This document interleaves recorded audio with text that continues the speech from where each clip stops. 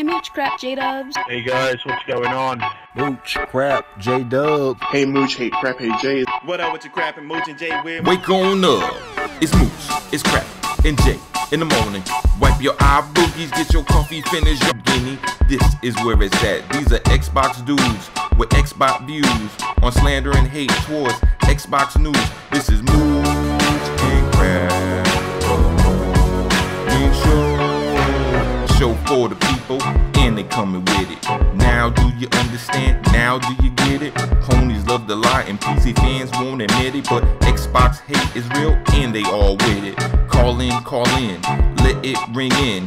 We here to rock, we here to win. It's about the games, it's about the pride. Now Xbox community, come on, let's rock. Mooch and Crap. Make sure.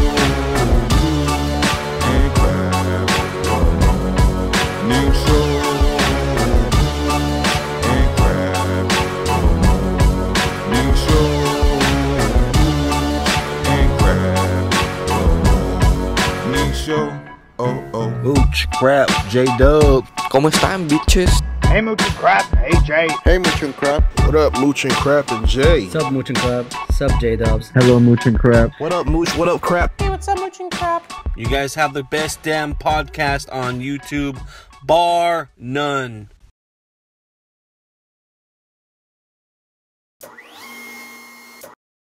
Where the fuck is the phone?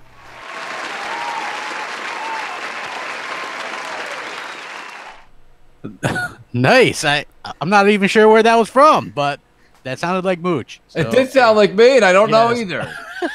So This anyway, is like, what is your life? Yes. This is your life. So we're here, and it's another fantastic edition of MNC Evenings. I am one of your hosts, the Crapgamer, and we also have Mighty Mooch. What's up, buddy? How's it going, man? I don't know, but I found my phone. That's for damn sure. I'll tell you that much. Yeah. I don't know. That's probably from like a year and a half ago, but I love it. Yeah. No, this is great. Anyways, oh god, we got so much to talk about. We got a lot of games. Interested, you and Jay have gotten a chance to dabble a little in Tomb Raider, which is great, and just a lot of stuff with Forza, man. And Forza hype it's unbelievable. It's like frothing over the cup. It is. I'm frothy right now. I am. I'm definitely frothy. You know what? Yeah. So the Forza Horizon 4 demo came out. I finally was able to download it. I was finally being able to play it. You know, I have to say I was quite impressed by what it has to offer. You know, I think that it's definitely an upgrade over last game, and I think that a lot of the people that are screaming downgrade haven't really tried it out yet. See, the thing is, when you put out a demo like that, 2 weeks ahead of the launch of the game, that proves that you're confident in your product. And I think the reviews also go live well in advance as well. So we're going to be seeing a lot of reviews. I think this is going to review incredibly well. It's upgraded every single area. The performance mode is incredible. The 4K mode is incredible. The whole game is incredible. It's like, man, these guys are talented. Damn right, Crap, rack them up. And what's funny is what we're seeing is that we're seeing this kind of thing where people are upset because here comes finally a big AAA blockbuster from Microsoft. Yes, it's just a racing game. Yes, it's just Forza, but at the same time, those are huge games and really well done, and they score really well and they sell really well, and that upsets a certain group of people. So, by the way, if you guys want to call in MC Space Mornings on Skype, let's talk about it. And we also got J-Dubs here. What's up, J-Dubs? Not too much. I've been playing a little bit of Shadow of the Tomb Raider, thanks to Moxie and Avers. Get this, out of the blue, they just gifted it to me. I didn't even have to mooch it. I am the you still mooched it. It's technically a mooch. That is a mooching. Don't you actually have to like put in some effort to be a mooch? No, that's a mooching by association. Yeah, so what happens is I believe now. Here's my question, Jay, because I have to do a little detective work here first. Okay. Did you ask for it? Did you say, I wish I could play, or I wish I had this game? If I could get this game, I would play it. Any of those things come out in a tweet? The only thing, I was having a conversation with, who was it? It was Mike Mullins on, you know who I mean, on Twitter. He's got his own show. Can't remember his tagline. Anyway, he had mentioned something about Game Pass. Right. And I just responded to him. It was like almost like it was like deep down into a tweet, and he said that he's not going to be playing it because he's on a tight budget. And Stinger. Sorry, yeah, Stinger. Yes. And he said that he was going to be, waiting to get it when he can get a afford brand it. new 4K TV, which looks awesome. And he's on Game Pass. And I just responded to him. I said, I'm in the same boat, buddy. I'm relying on Game Pass because right now I said it's going to be the first Tomb Raider game that I have not played week one. Well, being the grand poopa of mooching, I will tell you right now that is a mooch. Because what happens is you can't cast a line out there. You cast a line. And don't get me wrong, I'm proud of you. But what I'm saying to you is that is definitely a hashtag mooching event. Ding, ding, ding. That is a mooch. That's mooching. Speaking of mooching, I mean, we can't speak mooching and then not give credit where credit's. I also mooched the game. Shout out to Sneaky Memo and at Last Respawn, the entire show. They do a show. There's a group of them, and they heard me. I put the call out there, and they definitely hooked me up with the deluxe edition. So I want to say thank you to them, and I'm doing something very special for them on Crossfire as well tomorrow. But Jay, it is great, and it is great to have Moxie and Avers hook you up like that. That is fantastic. Oh my god! And they didn't just hook me up with the smallest version. Like they said, go get the Croft edition. And oh jeez! Now the Croft edition is that the one that comes with the DLC? Yeah. So, but here's the issue: they sent me money, and after the conversion, yes, I still didn't have enough for the Croft edition, so I got the second highest edition, which I think is the deluxe edition. Yeah, deluxe. So I didn't get the Croft edition. Yeah. But you know what? The only big difference, I think, the Croft edition, you should get to play it earlier. I think it was the only. No, the deluxe edition was also earlier, and then Crap. We should talk about this. And Jay, you're going to be interested. I want to hear what you got to say. Yeah. If I wasn't gifted the game, I got to be honest with you, I'd be a little perturbed at all the people that paid the extra money for the deluxe and the Croft edition, and everybody was playing yesterday. Well, here's the thing. What's the story? I don't think standard edition we're playing, but I do think that deluxe and Croft edition we're playing early. Right. So they opened that up because somebody messaged me today and they go, "Oh, I just had the standard edition pre-ordered and I tried to play it and it wouldn't let me. It says that you're too early." So I'm like, that's interesting because everybody else I know was playing it the other night, because they just opened it up and they're like, "Hey, you can play it. It's no big deal." Right. Because as you know, like what happens when you're a reviewer and you get a review code for something, they'll give you an unlock code as well because you have to be able to unlock the game to be able to play it. Right. And I didn't get an unlock code and they were just like, well, it's unlocked for everybody. So, okay. Yeah, or for this edition particularly. So, well, see, here's my thing. We talked about it last night on Xbox Nation. I mean, I'm still going through Spider-Man. I kept my word, Crap. I went and played a bunch more main mission. I mean, what happened? He kills everybody in this game. He hits them with motorcycles. He kicks them off of buildings and doesn't save them. He kicks them from 30 feet up in the air and has them hit the ground. I watched some gameplay today from Jacksepticeye, and Jacksepticeye was basically saying, "I'm murdering everybody." He's Spider-Man. He's not supposed to murder anybody. You do kick them and stuff, and it is kind of funny. Okay, you telling me that if I grab a motorcycle and I smash you in the face with it, you're not going to die? You probably will, but I mean, it's just it's just hashtag fun. We can't pay attention video to games. Yes, we can't really pay attention to that or point that out there, Jay, because people don't like that. So that's right. We can't talk. But no, Jay, you make a good observation. I'll be honest with you, some of those rooftop fights where they go flying off, that's the highlight for me. Yeah. Where you just give them a kung fu punch and a kick. That's not as much fun as like when you do the web sling and throw them around. That's where the good times come from. Hey, Mooch. So you know what? There was a Nintendo Direct that was going on, or might still be going on right now. I think it still is a bit. Yeah. So what's funny is they announced these NES controllers for the Switch, right? But guess what? What? Okay. We're doing our best. You can ignore that. Yeah. Sorry, guys. Yeah. So anyway, basically, they announced these NES controllers for the Switch, and these things look awesome. But guess what? You can only get these if you're a Nintendo Switch Online member. Oh, so wait, the ones I said I liked are so are we members? No, unless you've signed up and paid, you're not a member. I have not paid. Yes. So wait, so I have to sign up and pay, and then now I don't get them for free, right? No, they're $59.99, and then you also have to be a member So it says with the Nintendo Switch Online membership, you can play enhanced NES games the way they're meant to be played using Nintendo Entertainment System style controllers with the rechargeable batteries, 2 controllers. Okay. $60 for these 2. So I think the online is only $20. I don't know, but I can imagine that these babies are going to go on eBay for like a crazy amount of money. So that's going to be insane. That's going to be absolutely insane. I mean, but those look badass. Like, holy cow, they look amazing. So, well, I mean, I'll be honest with you, I'm all for it, but there's a lot of people talking about crap. There's going to be a bit of backlash here for Nintendo.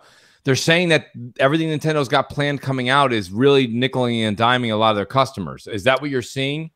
It's hard saying. Like, look, nostalgia is a hell of a drug. These are like, if you're going to be playing enhanced NES games, yes, don't you? I think this makes sense. And they're trying to give people incentive to play their games on, you know, on that platform. So I don't know if it's nickel and diming as much as smart business. I don't, you know, like, well, hey, that's a funny line, isn't it, crap? Because a lot of people remember. Do you remember 4 years ago, everybody was like, microtransactions are awful. Yeah, it's the devil, and it's like, well, wait a minute. Now everyone's like, okay, so I don't really have to buy, but I'm amazed at all the people that do buy. Yeah, I mean, you don't have to buy a skin in Fortnite, crap. But people in Fortnite are just they're a shark costume, then they're Peter Pan, and they're the Keanu Reeves guy, or the Keanu Reeves guy. Yeah, they are, right. And now the dude now looks like somebody out of God of War. I mean, it's unbelievable the amount of money people spend on these things, and people used to say that this was awful, and other people think it enhances their gaming experience. Does it though? So, not for me. Yeah, me either. I mean, I don't really care. Who was that? John Wick or whatever his name is? Yeah, John Wick. Yeah, I've never even watched those movies. Actually, believe it or not, crap, you would like it.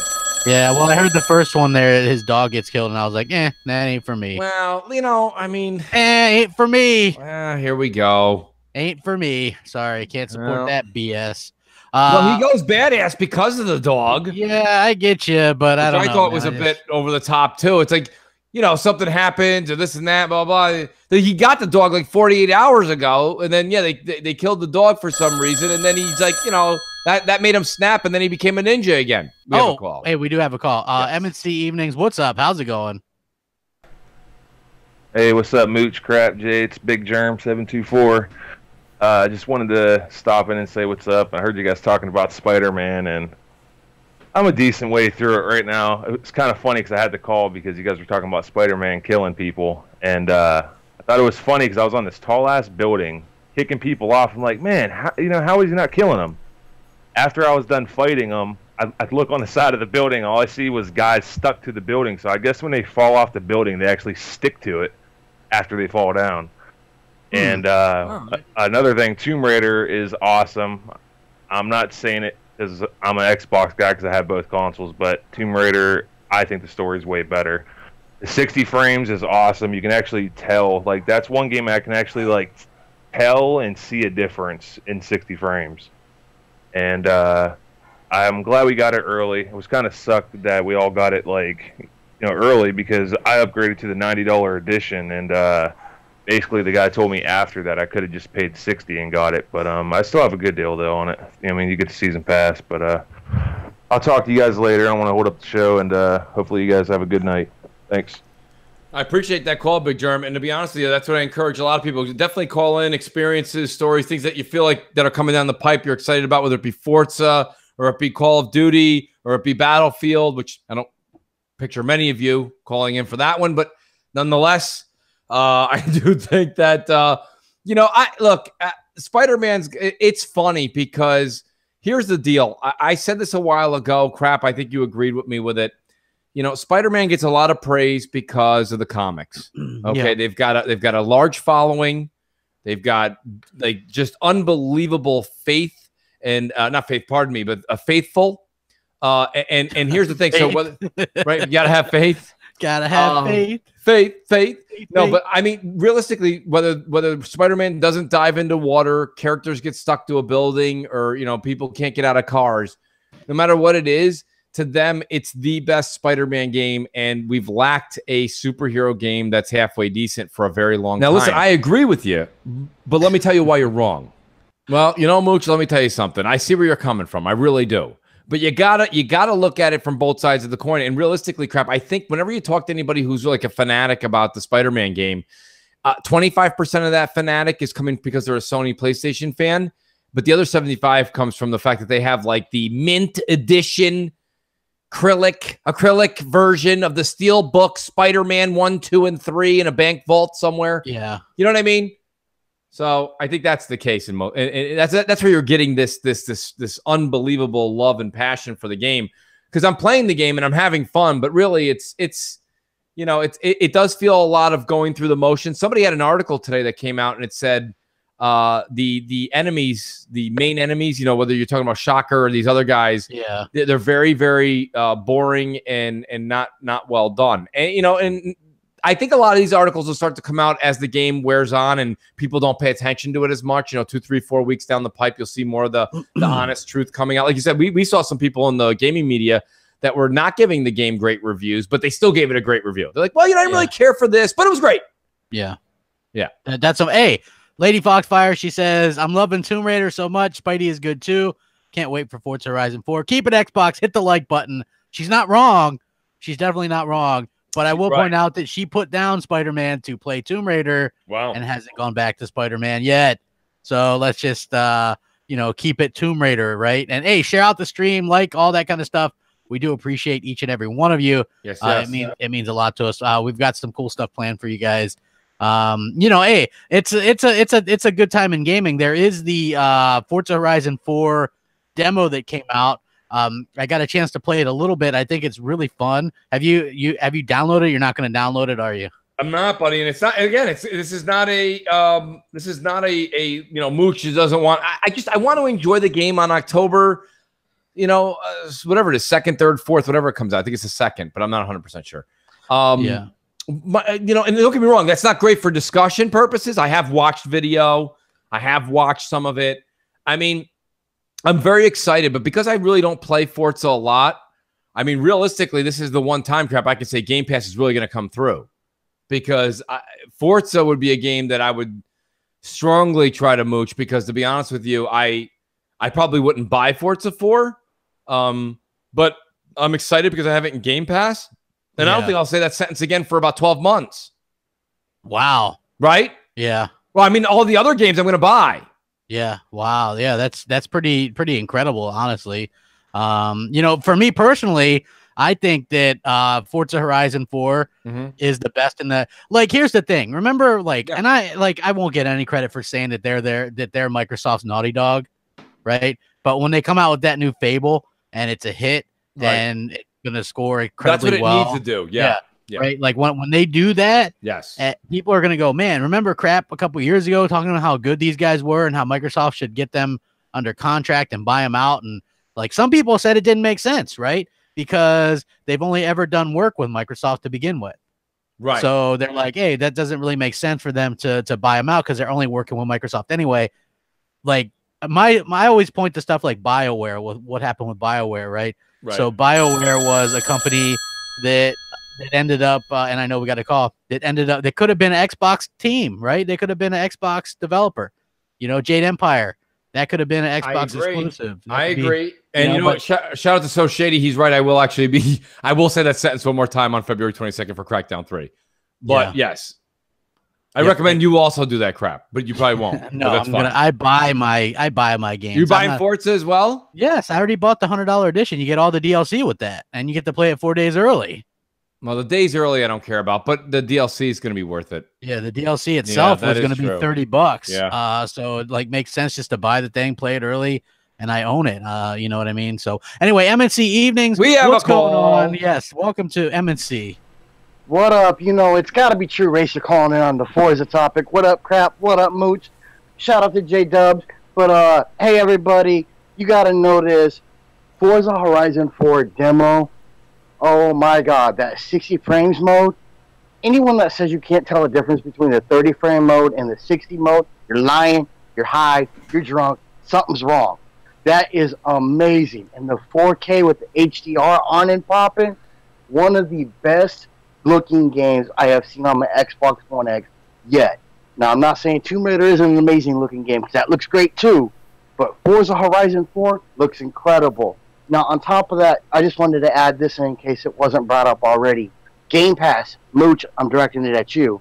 If you're playing in Game Pass, any DLC, expansions, etc., will have to be paid for and bought separately. And think about Horizon 3, Hot Wheels, Blizzard Mountain, how amazing those were. Do you think they're not going to do something just as amazing for Horizon 4? And if you're playing in Game Pass, you're going to have to buy that separate. So you might as well just go ahead and cop that Ultimate Edition, get the game September 28th, instead of waiting until October 2nd on Game Pass, and then you get all the DLC and expansions along with it. Might as well go pull the trigger on that one, because it's going to suck up a lot of your time. But I'm out. Thanks for letting me on. And everybody better be playing Forza Horizon when it drops. Peace. Well, I'll definitely be playing, and shout out to True. True, good to have you call in. That was an awesome call, to be honest with you. He's a big racing fan. Huge racing fan. So I don't everything he says, I completely, I stand by, because that's his dedication. But I mean, it's hard for anybody, right? Especially Moochonomics, any of you guys that are here for class taking notes tonight. It's really hard for me to say, oh, you have it in Game Pass. I think you should probably buy the $100 edition. When realistically, if you already have Game Pass for a year, you've already bought it. To buy the added content would be about $30, probably, maybe, right? I would assume it's $30. So I mean, 30 beats 100 any day. But I mean, crap. I understand that you're supporting the team, so I wouldn't also not talk you out of it, because you're kind of in a different situation, right? When you're talking about economics in any kind of form and fashion, there are different levels, and you are definitely in a different level, because you're crap gamer. It's a different situation. Well, the interesting thing is I buy the exclusives anyway. I like to support the developers. Yes. I got gifted a year of Game Pass. I don't plan on renewing that when it runs out in January. So, I don't blame you at all. Yeah. So realistically, it just doesn't make sense. It was funny because, my buddy Grave, he tweeted me this morning. He goes, "Is Shadow of the Tomb Raider in Game Pass?" And I was like, "No, man." And I felt kind of bad because, he always asks, like, he's not in the know. It's like we are. Yeah. Like most people don't realize that, like Game Pass is, I think, for a specific type of person. Right. But if you're looking for the latest and greatest games outside of the few Xbox exclusives that release a year, you're not going to get it there. Yeah. I think Onrush was a situation where that game kind of flopped and ended up being put in there fast. I can see him being confused there, but when he tweeted you yesterday and he asked you if the new iPhone X Max was going to be in Game Pass, that's when I started scratching my head. He's like, "Hey, crap, it's the iPhone." Yeah, I don't know. How much is that thing, Mooch? Like $1,500? It's $1,100, and just so you know, I've already pre-ordered it. I did. Of course I did. They're like, "Hey, man, we just keep raising the price, man." Mooch they did. Listen, I'm not a big fan of what they did there, but here's the deal. First of all, we just said it ourselves, because we've said it on multiple, not referring to phones, but referring to the Xbox All Access. I was already paying a monthly fee for me to get the new phone. By the way, it's a 6.5-inch screen, like corner-to-corner screen. It's OLED. It's gorgeous. And it's going to cost me $4.80 more a month than I'm paying now. Frankly, I can't really complain. I'd like to complain. I would have rather it went down. But it went up $4.87 a month. So, I mean, realistically, I'm okay with that. And it was funny. Apple really is doing their thing, crap. Not only do I get emails left and right once the event ended yesterday, but then the Apple app, the store that's on your phone, pings me and says, "Hey, so we realized you bought a phone with us last year, like you have for the past 10 years. You're eligible for your upgrade tomorrow." And I was like, well, shit, they're going to go ahead. So you sign up. They did this thing. This is how efficient Apple is, and Microsoft really needs to hire some of these people. I went through the entire pre-approval today, right, on my phone in a matter of about 2 minutes, and now I do still have to get up at 12 o'clock. What is it there? So 12 o'clock Pacific, 3 o'clock, and even put it on my alarm on my phone after I got done pre-approval. So it's like, we'll add this to your calendar. I'm like, okay. When I get up, I do have to still get up at 3, and now I don't have to do any of the stuff I did last year. I just have to open the app and hit accept and go back to sleep. Yeah, it's called the phone. I know the name of the app. It's called the Sucker app. No, it's called the This Shit Works app. A lot of you guys give me a lot of shit. Don't get me wrong, crap. I understand. I'm not gonna spend an hour talking you guys into it. Maybe I'll do a mooch show on Apple. But here's my thing. Okay, I understand you guys don't dig it, and that's fine. But the one thing I tell people all the time, shout out to Italian Clowns. Clowns is going to make his glorious return to Crossfire tomorrow, so supposedly. We're all waited with I know. Especially you guys in Florida, right? You're all waiting outside like it's an Apple event. Yeah. But hear me out, right? Yeah. I'm shocked. Yeah, I think you've even stopped eating this Yes, week because it of is. right? I am fasting. You're fasting for this I am. anticipation. So Clown's coming back. It's everything you want it to be and then some. So. absolutely. I can't wait. I'm really going to pass. I'm going to put him on the hot lamp. But anyways, I think what's really funny is that he writes me and he goes, I left Apple 2 years ago and you really kind of gave me shit for it, Mooch. He's like, but I got to be honest with you, I've had nothing but problems with my Android. I'm thinking about going back. And I'm like, buddy, listen, I'm not going to tell you that the Apple iPhone has more widgets and gadgets and tinker than you can with your Android. I get it. If you guys like doing that, have fun tinkering.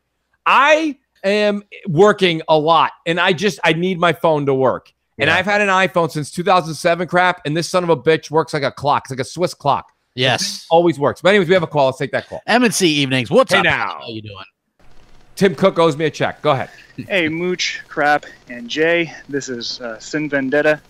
I wanted to bring up a discussion that was talked about with all three of you a couple weeks ago when I had brought up the Master Chief Collection and it coming to Game Pass in 4K.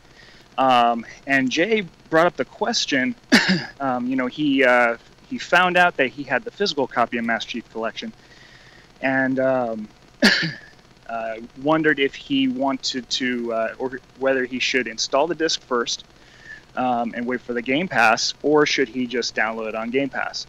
An interesting feature that the Xbox One has, and it's different from the PS4, and I'll explain this real quick, is that if you have, let's say, Destiny 2 on physical discs for both PS4 and Xbox One, and you have that installed, on the Xbox One, you could actually buy it digitally, or I'm pretty sure it'll work the same way because you're downloading the game on Game Pass.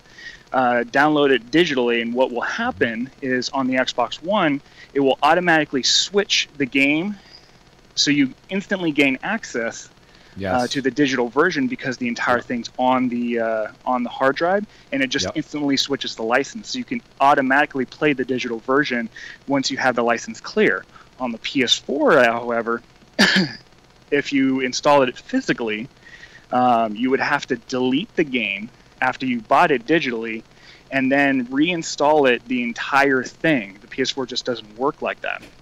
So I just wanted to go ahead and bring that up because the Master Chief Collection, Jay could have downloaded the entire game and then installed the entire update. And by the time it came out on Game Pass, I presume it would just switch the license over so you could just automatically play it. So it may have saved him a little bit of time. I just wanted to bring that to light because I don't think a lot of people realize that that's the case. I just wanted to bring that up, guys. And just real quick, I wanted to ask all three of you a question. If you were going to list your top 3 games this holiday season that you could mooch, which one, what would those be? Just curious, guys, and you guys have a good day.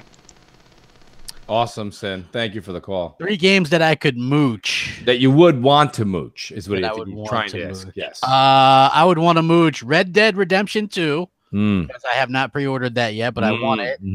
Red Dead Redemption 2 would be one. I would want to mooch possibly Battlefield 5 because I like that game, but I'm not sure. And I would like to mooch Black Ops 4, baby. Woo! Okay. Woo! Okay. I want to go second because when you say mooching, I just like Peter Parker, my arm hair goes up. Or Assassin's Creed Odyssey, one of those, Yeah.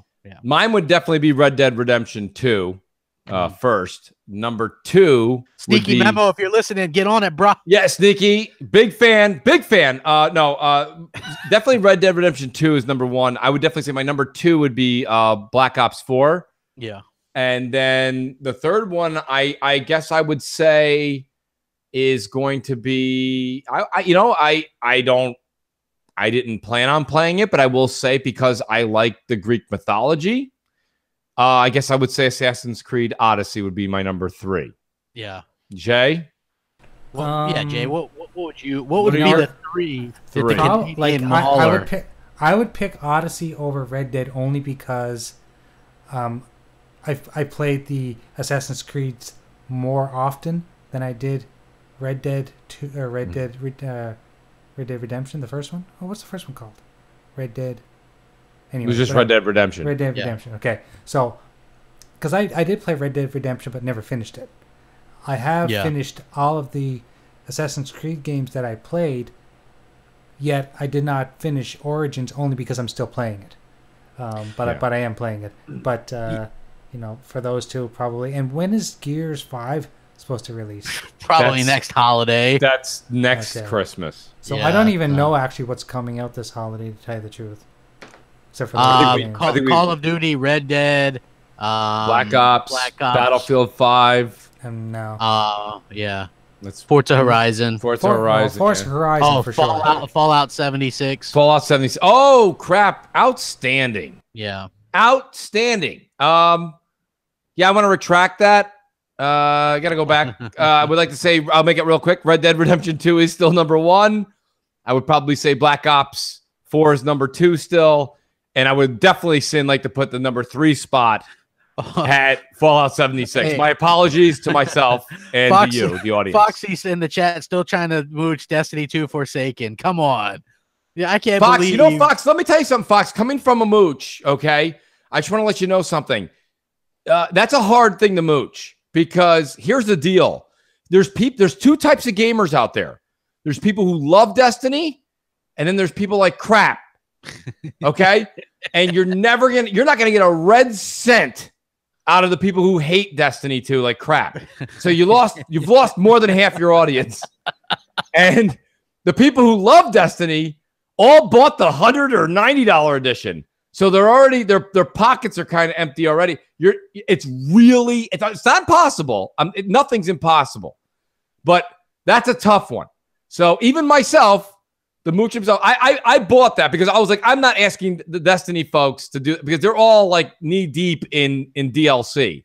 So I've always bought all my Destinies because I feel like that's just something that's a journey you're taking by yourself.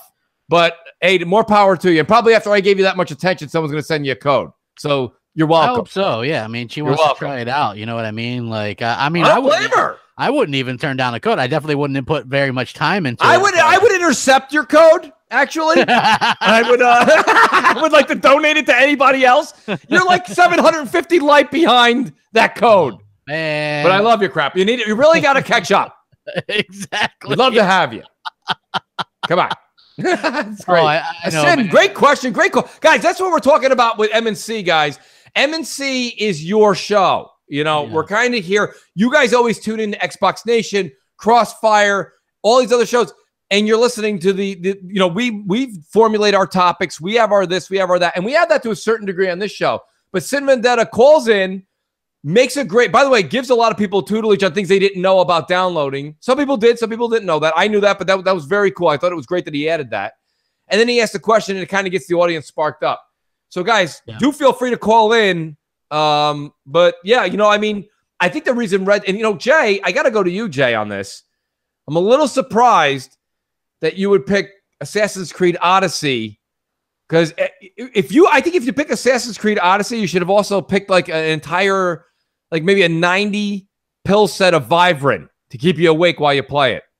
Maybe the chewable edition. Hey, you know what's cool about Assassin's Creed Odyssey? If you get the season pass, they're giving you Assassin's Creed 3 remastered and Assassin's Creed Liberation remastered. Does it come with somebody who pinches your leg to keep you awake? Dude, those, I think that, I mean, those are Assassin's Creed games are fun. The games are fun, but yes, they're big. And I think that's what your problem is. I think they're here's the funny thing. Mooch has no problem chasing backpacks and pigeons. It's a shorter game, crap. You're talking about a maximum of 20 hours. You guys, if I did everything in Assassin's Creed, I'd pass on to the next life. Why would you do everything, man? Just play the main quest and then move on. You know what?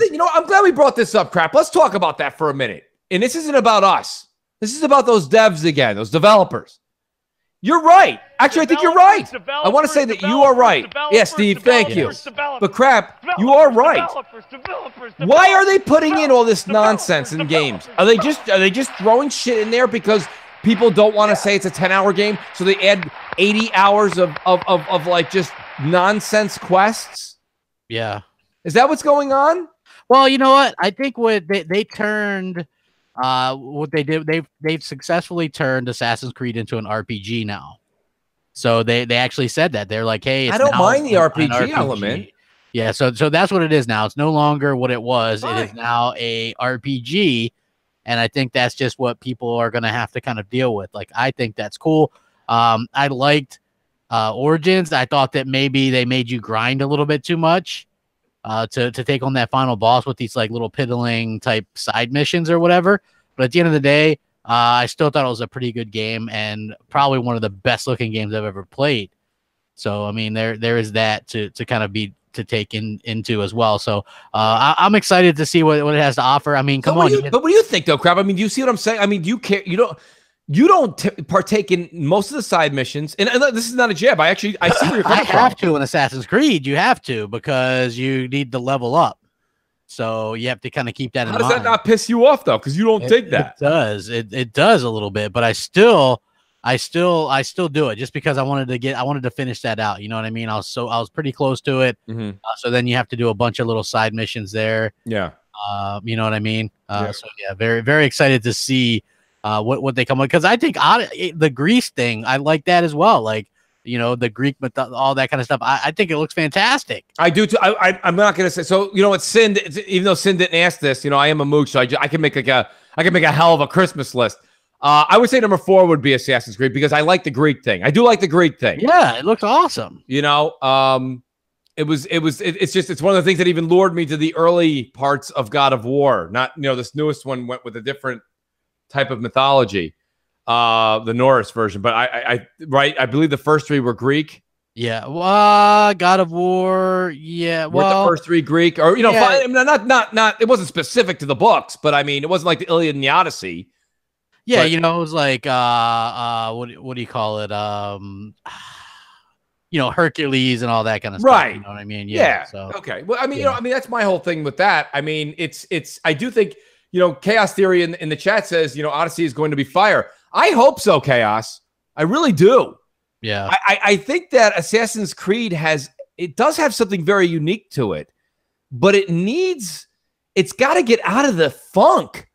I mean, it's just in that same funk, you know. I mean, a lot of these games could take note to this, and you know, shout out to Red Dragon. He said something that was very interesting today, Crap, and I do want to hear your opinion on it.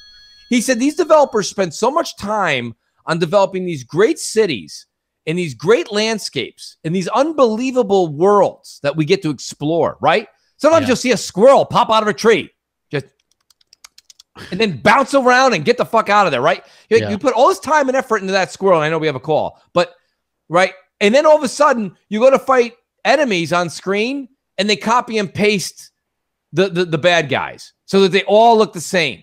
It's like, why do you put so much time into everything else, but the enemies that we have to fight over and over and over again are the ones where you start to go copy and paste that shit. They're only going to see that every 5 minutes. You know what I mean? I'm only going to see a squirrel once. Who cares about the squirrel? Yeah. But they care about the squirrel. They care about the tire screeching. They care about all this and that. But then they make the enemies we fight a cut and paste. But we'll take the call. It's just something that I thought that was a very interesting point by Red Dragon. Go ahead. Yeah. My apologies. M&C Evenings, what's up? Why is Mooch talk this? Hey Mooch, hey Crap. This is Wee from Xbox Live. I got a simple question for you. With this new Call of Duty Blackout coming out, this battle royale, and it looks like it's gonna like kill off a lot of stuff. Do you think PUBG is sorry that they didn't take Microsoft's offer to buy that game when they did? Because let's face it, that thing is dying quicker than Hillary Clinton trying to become president of the United States. Okay, let me know what you think. Bye. Well, there you go. You got that going on. Zinger. But you gotta love the live calls. Yeah, what was his question? His question was I didn't even hear the question. I didn't. His question was what the hell was Jay, did you get that question? I was there. Jay. Oh, Jay's playing cricket. Oh, okay. So yeah. Interesting. Somebody in the chat will let us know. Yeah, somebody in the chat, let me know what the original question was, please. I do appreciate it. Nafis Zaman, he says Ghost of Tsushima is going to provide what I wanted from Assassin's Creed. You know, I'll be honest with you. I may know what you mean by that, but you know, Ghosts to me is a much more souped up version of Nihon. So I'm not sure if that would put that as an Assassin's Creed replacement or fix. But yeah, anyone who could remember what Yawee's question was, because it was a good question. But I mean, Crap, what do you... Does Microsoft regret not buying PUBG or Bluehole? Okay, you know, that's a big deal, Crap, because first of all, we don't know if Microsoft even put the offer on the table. I would sing that shit fast. Oh my God. I mean, Microsoft, you know, just made, for the first time this generation, Microsoft just made out. They did. They made out like a bandit. I don't know, Crap. Now I don't think with Blackout coming out and Black Ops 4, no way. If I'm Microsoft, I don't want PUBG anymore. I don't. Not because PUBG is still great. I like PUBG. I really do. But now you have you know how you said you like to be tactical, Crap? You don't want to run around and do buildings and dance? This Blackout game on Black Ops, again, I just played. Me and my son were playing before the show. You could be tactical. You could be, it's survival, the fittest. It gives you the PUBG feeling, but faster. Yeah. So, but faster. Faster. Yeah, I haven't had a chance to play it yet. You know, I went back and I listened to a little bit of Xbox Nation last night. I don't really think I'm yelling. I think it's a little bit of you know, I think it's just maybe it's loud noises. I'm not sure what it is. You know what part of Xbox Nation was the funniest was you doing the sound effects for Battlefield. Get down, Crap. Get down. Dude, I was listening to that. I was busting out laughing. I thought you liked the whole, like, you know, I mean, my review. My review's coming out. Yeah, my review. Hey, my review. Yeah. I can't even play another game to get my review out. Right? That was my favorite part. The Xbox Nation was great last night. Yeah, it was. MNC Evenings, what's up? All right. This is Big Germ again, man. I had to call back because after I hung up, I heard Mooch say, you know, talk about the new Forza and, you know, Blackout coming out. And I was not excited for Blackout. I was with Crap, and I am blown the fuck away. That game is going to crush PUBG and give Fortnite a run for its money. And to the other guy that just called, I'm so glad they didn't buy Bluehole, because they would never do, if they had millions of more dollars that they already had, ever make a game that smooth and that graphically intense. Like, that game's going to be awesome. They did a lot of different stuff. Like, yeah, it's Battle Royale, but the zombie stuff in it, and, you know, just the smoothness of COD. You know, like, it feels like you're playing COD, especially when you go into, you know, I mean, some of the, you know, spots on the map. Like, it feels like you're actually playing COD. But, you know, that's what I had to say. And I had to say one more thing. I really do appreciate you guys, man. I've been here for a long time before Mooch came, and the Mooch came. It just feels like you guys brought a lot of the Xbox people together, like Dealer and Colt and Salty and, you know, all of them. And, you know, we don't have to listen to the hate no more of, you know, other YouTubers. Like, I don't even watch the hate channels no more. I just pretty much watch all of you guys. So I appreciate everything you guys do, and keep doing the good work. Thanks. All right, man. Appreciate it. Awesome call. Thank you. That means a lot. It really does. It's literally calls like that get me pumped to get on every night, get on the airwaves. It's a lot of fun. Yeah, we enjoy it, man. It's always good and having fun and interacting with you guys, and you know, just that's what it's all about. You know, I enjoy that, and the camaraderie and all that kind of stuff. Yeah, just it's all a good time, all for fun, all about having that hashtag fun. You know what I mean? And and that's what we do, Mooch. We have a good time. Like, we'll do. Yeah, we do, because we'll crack each other up, man. Like, that shit had me rolling, and when I went back and listened to it again, still had me rolling. You know it was good. Like, it was really good show. Yeah. So I mean, we you know, and it's funny because Jay, Crap, and I, we get a chance. We kind of bullshit before shows when we record bits, and me and Crap will just DM each other all day. Just kind of, you know, we come up with.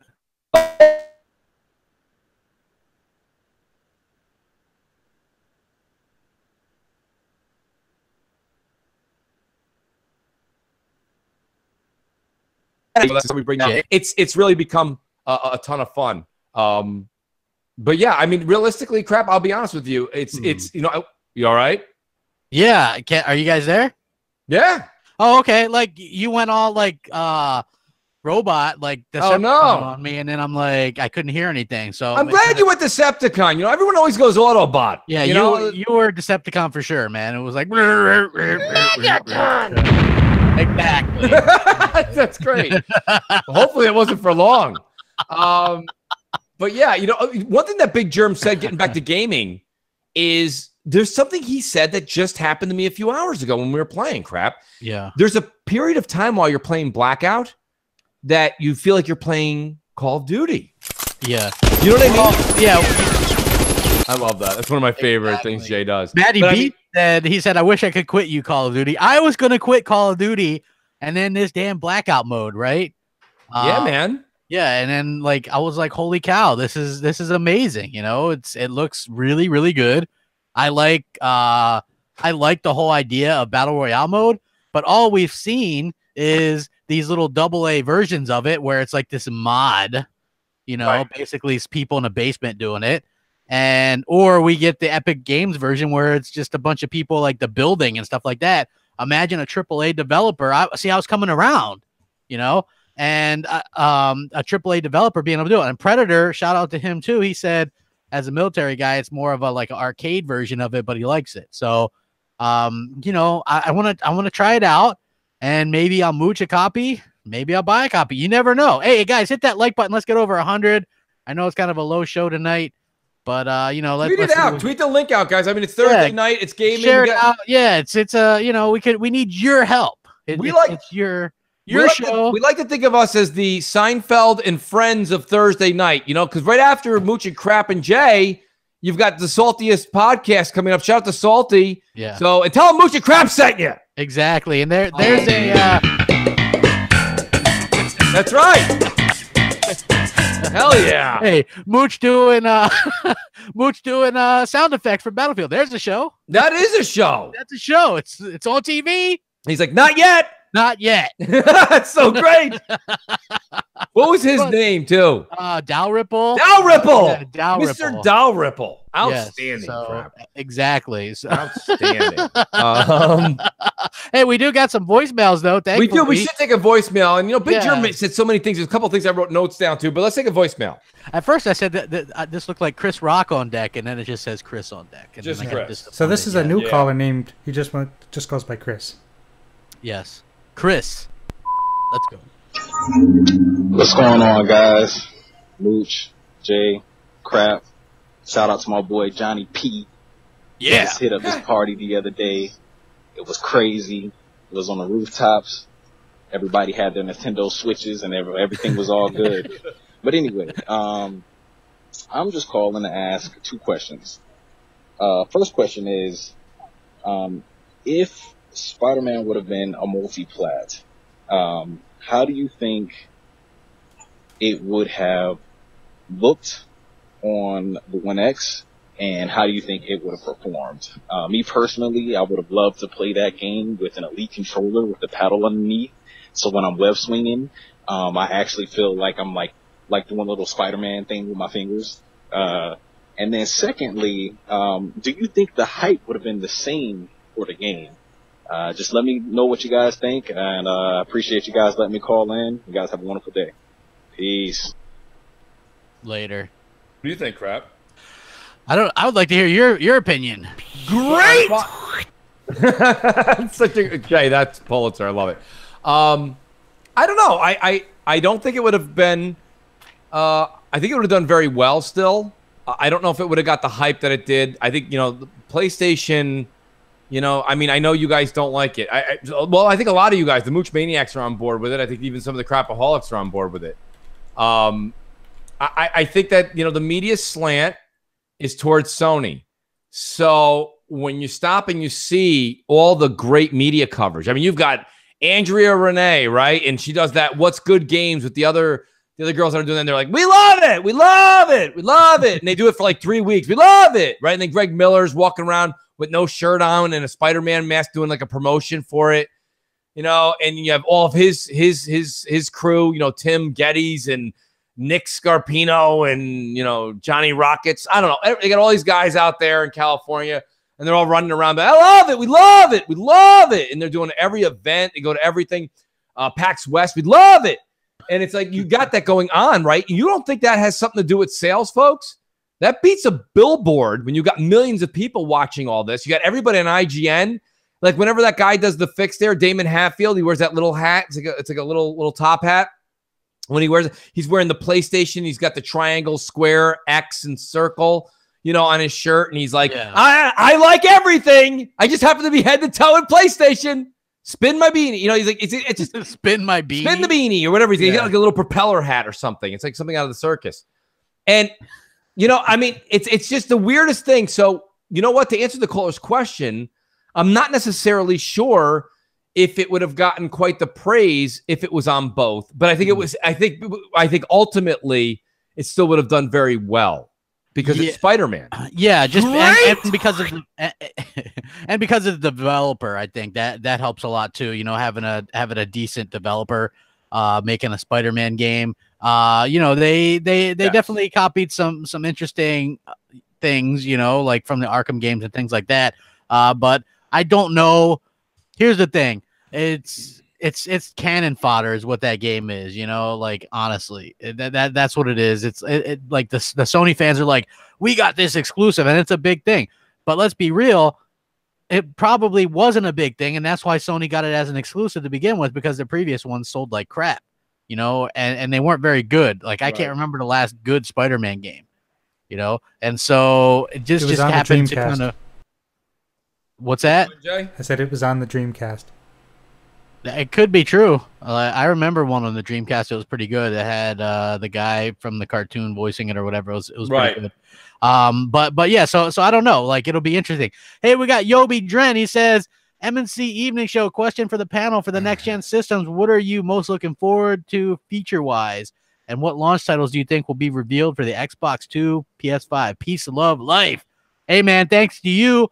He's a new Patreon supporter as well. He's always supporting the shows now, man. He's like, yeah, Yobi Dren's great. Yeah, he is, man. I just want to see, you know, the stuff that we have now and then new stuff on top of it. I don't want him to take anything away. You know, I would love to see just be able to do like the 4K 60 on pretty much everything. Maybe have party chat so that it works all the time. You know, like listen, party chat is fine. Hey, I'm hoping by next gen we finally have the avatar system in place. They can keep it. Yeah. So I mean, I support J Dubs and his gamer picks. Yeah, somebody did tell me. Damn right. That somebody told me that they think that the avatars will drop around the same time as Forza Horizon 4 because they win an avatar award or something like that. Yeah. In that game. You know what I got? So. I got the deluxe edition of Tomb Raider, and Jay, you got it. Crap, I think you got it as well. You supposedly get a avatar like outfit for, you know, for Xbox Live. Yeah. But exactly, yeah. Right. But so we have no avatars yet. So no, well, we have the old ones. Yeah. So I mean that's cool, but you know, it's the same, but different. But still the same. Still the same. Yes, right, exactly. As far as games, I think on the Xbox side, I would love to see Halo. I would love to see Fable, something from Ninja Theory, something new, you know, like a new IP that they have there. So those three things, for sure, I'd like to see. So I'm going to ask you a hard question here, Crap. And I know we're probably not going to see eye to eye on this, and we do have a call, so I'll keep it short. I know you love Fable. I know it. And I think love Fable. And I think Fable's going to be I'm not being funny. I'm not being facetious. I think Fable's going to be great from Playground Games. I really do. But I don't know if Fable like ropes in gamers. Do you know what I mean? Like brings in the masses. I think it does when it scores really well and it's well done. I think that'll help. Yeah. I think. You think that'll? But will it bring somebody from PlayStation over to buy an Xbox Scarlet? I don't see why it wouldn't, because you're going to be able to play all those games with $10 up front. That's when it's going to make great point. Yeah, that's when it's going to make the most sense for people to jump. I don't think it makes sense for people to jump right now. No. But then, and also MNC Evenings, what's up? Yes, what's up? Back to Yobi Dren's thing here. Yo, Mooch Crap J, what's going on? Hobo Scratch from Xbox Live. Hey, man, I just had a question for you guys. Just out of curiosity, man. I know you don't know, but just get your opinion. Do you think with the next generation systems, with the Scarlet and PS5 or whatever they're going to be called, you think we're going to see as many remasters as we did this generation? You know, we're going to get like a Rise Son of Rome remaster or Sunset Overdrive remaster. Just curious to know if they're, if they're going to finally, with the new hardware, start to get some originality and create some new content. That was my only question. You guys have a good night. Enjoy the show. Mooch, thank you for accepting me on Twitter. I see a mooching coming soon in your future. All right? Oh, that's my man. Thank you. Hey, that's Mooch's idea. Let him finally follow you on Twitter and then get free stuff. That's not the intent, but I listen, a gift Mooch is always welcome. Yes. Listen, I mean, to be honest with you, to answer his question, I don't think we will see that, because here's the situation, folks. We went from the 360 and a miniature PC, and they're all moving forward. And we'll get into this a little bit more. Pardon me. One of our guests tomorrow is the Don. But, the thing about it, Crap, is that we're not going to have that lull anymore. When the consoles come out, they're all going to be backward and forward compatible. It's going to be seamless. Now, as far as the UI and things like that, that's different. That's different. Yeah. But I mean, as far as the games, you're going to have games that are going to play on the Scarlet and the PS5. Like, you're not going to lose. Like, let's just say, for example, GTA 6 wants to launch the year after. It can, because they can prepare and code and do everything they're going to do without hesitation. Do you see where I'm going with that, Crap? The architecture is the same. Yeah. There's no more holding consoles back. Yeah, I hear what you're saying. I guess I agree. For sure. 100%. Well, there you go. You just mentioned the Dawn. What are we going to see the Dawn on? Crossfire. Crossfire. That's great. I got set up. Yeah, you did. I got set up. Yeah. Hey, somebody said that Fable was a poor seller. I disagree with that. I'm not sure what the first one did, but the second one, not only did it score very well and win, if you guys remember G4, and that Fable 2 was the game of the year when it came out for their end of the year awards with Adam Sessler and Morgan Webb. So, and in fact, that was such a well-received game that they rushed Fable 3, and it only came out in 2 years' time, and then that's why Fable kind of took a downward spiral, because they didn't give it enough time to actually, do what it needed to do. Although I like Fable 3 a lot as well. And to be honest, Fable was one of the few games outside of like Halo or Gears, where when Fable 3 came out, every one of my friends list was playing it, and it used to tell you like the little stats from your friends at the bottom while you're playing, like such and such person has killed this many Hobbs, such and such person has had 4 STDs. You know what I mean? So I always thought that was pretty damn hilarious and funny. Getting back to Yobi Dren's question though, what kind of exclusive do you think, and what features are you looking forward to on next generation? Yeah, I'm really looking forward to, and I've said this a few times, I think you guys will agree with me. I'm looking forward to a game like GTA 6. And the reason I say that, Crap, is not to jump on necessarily a first party. I am very much looking forward to Halo Infinite. But the reason I say GTA 6 is the next generation consoles are going to be really, really great. They're going to be really powerful.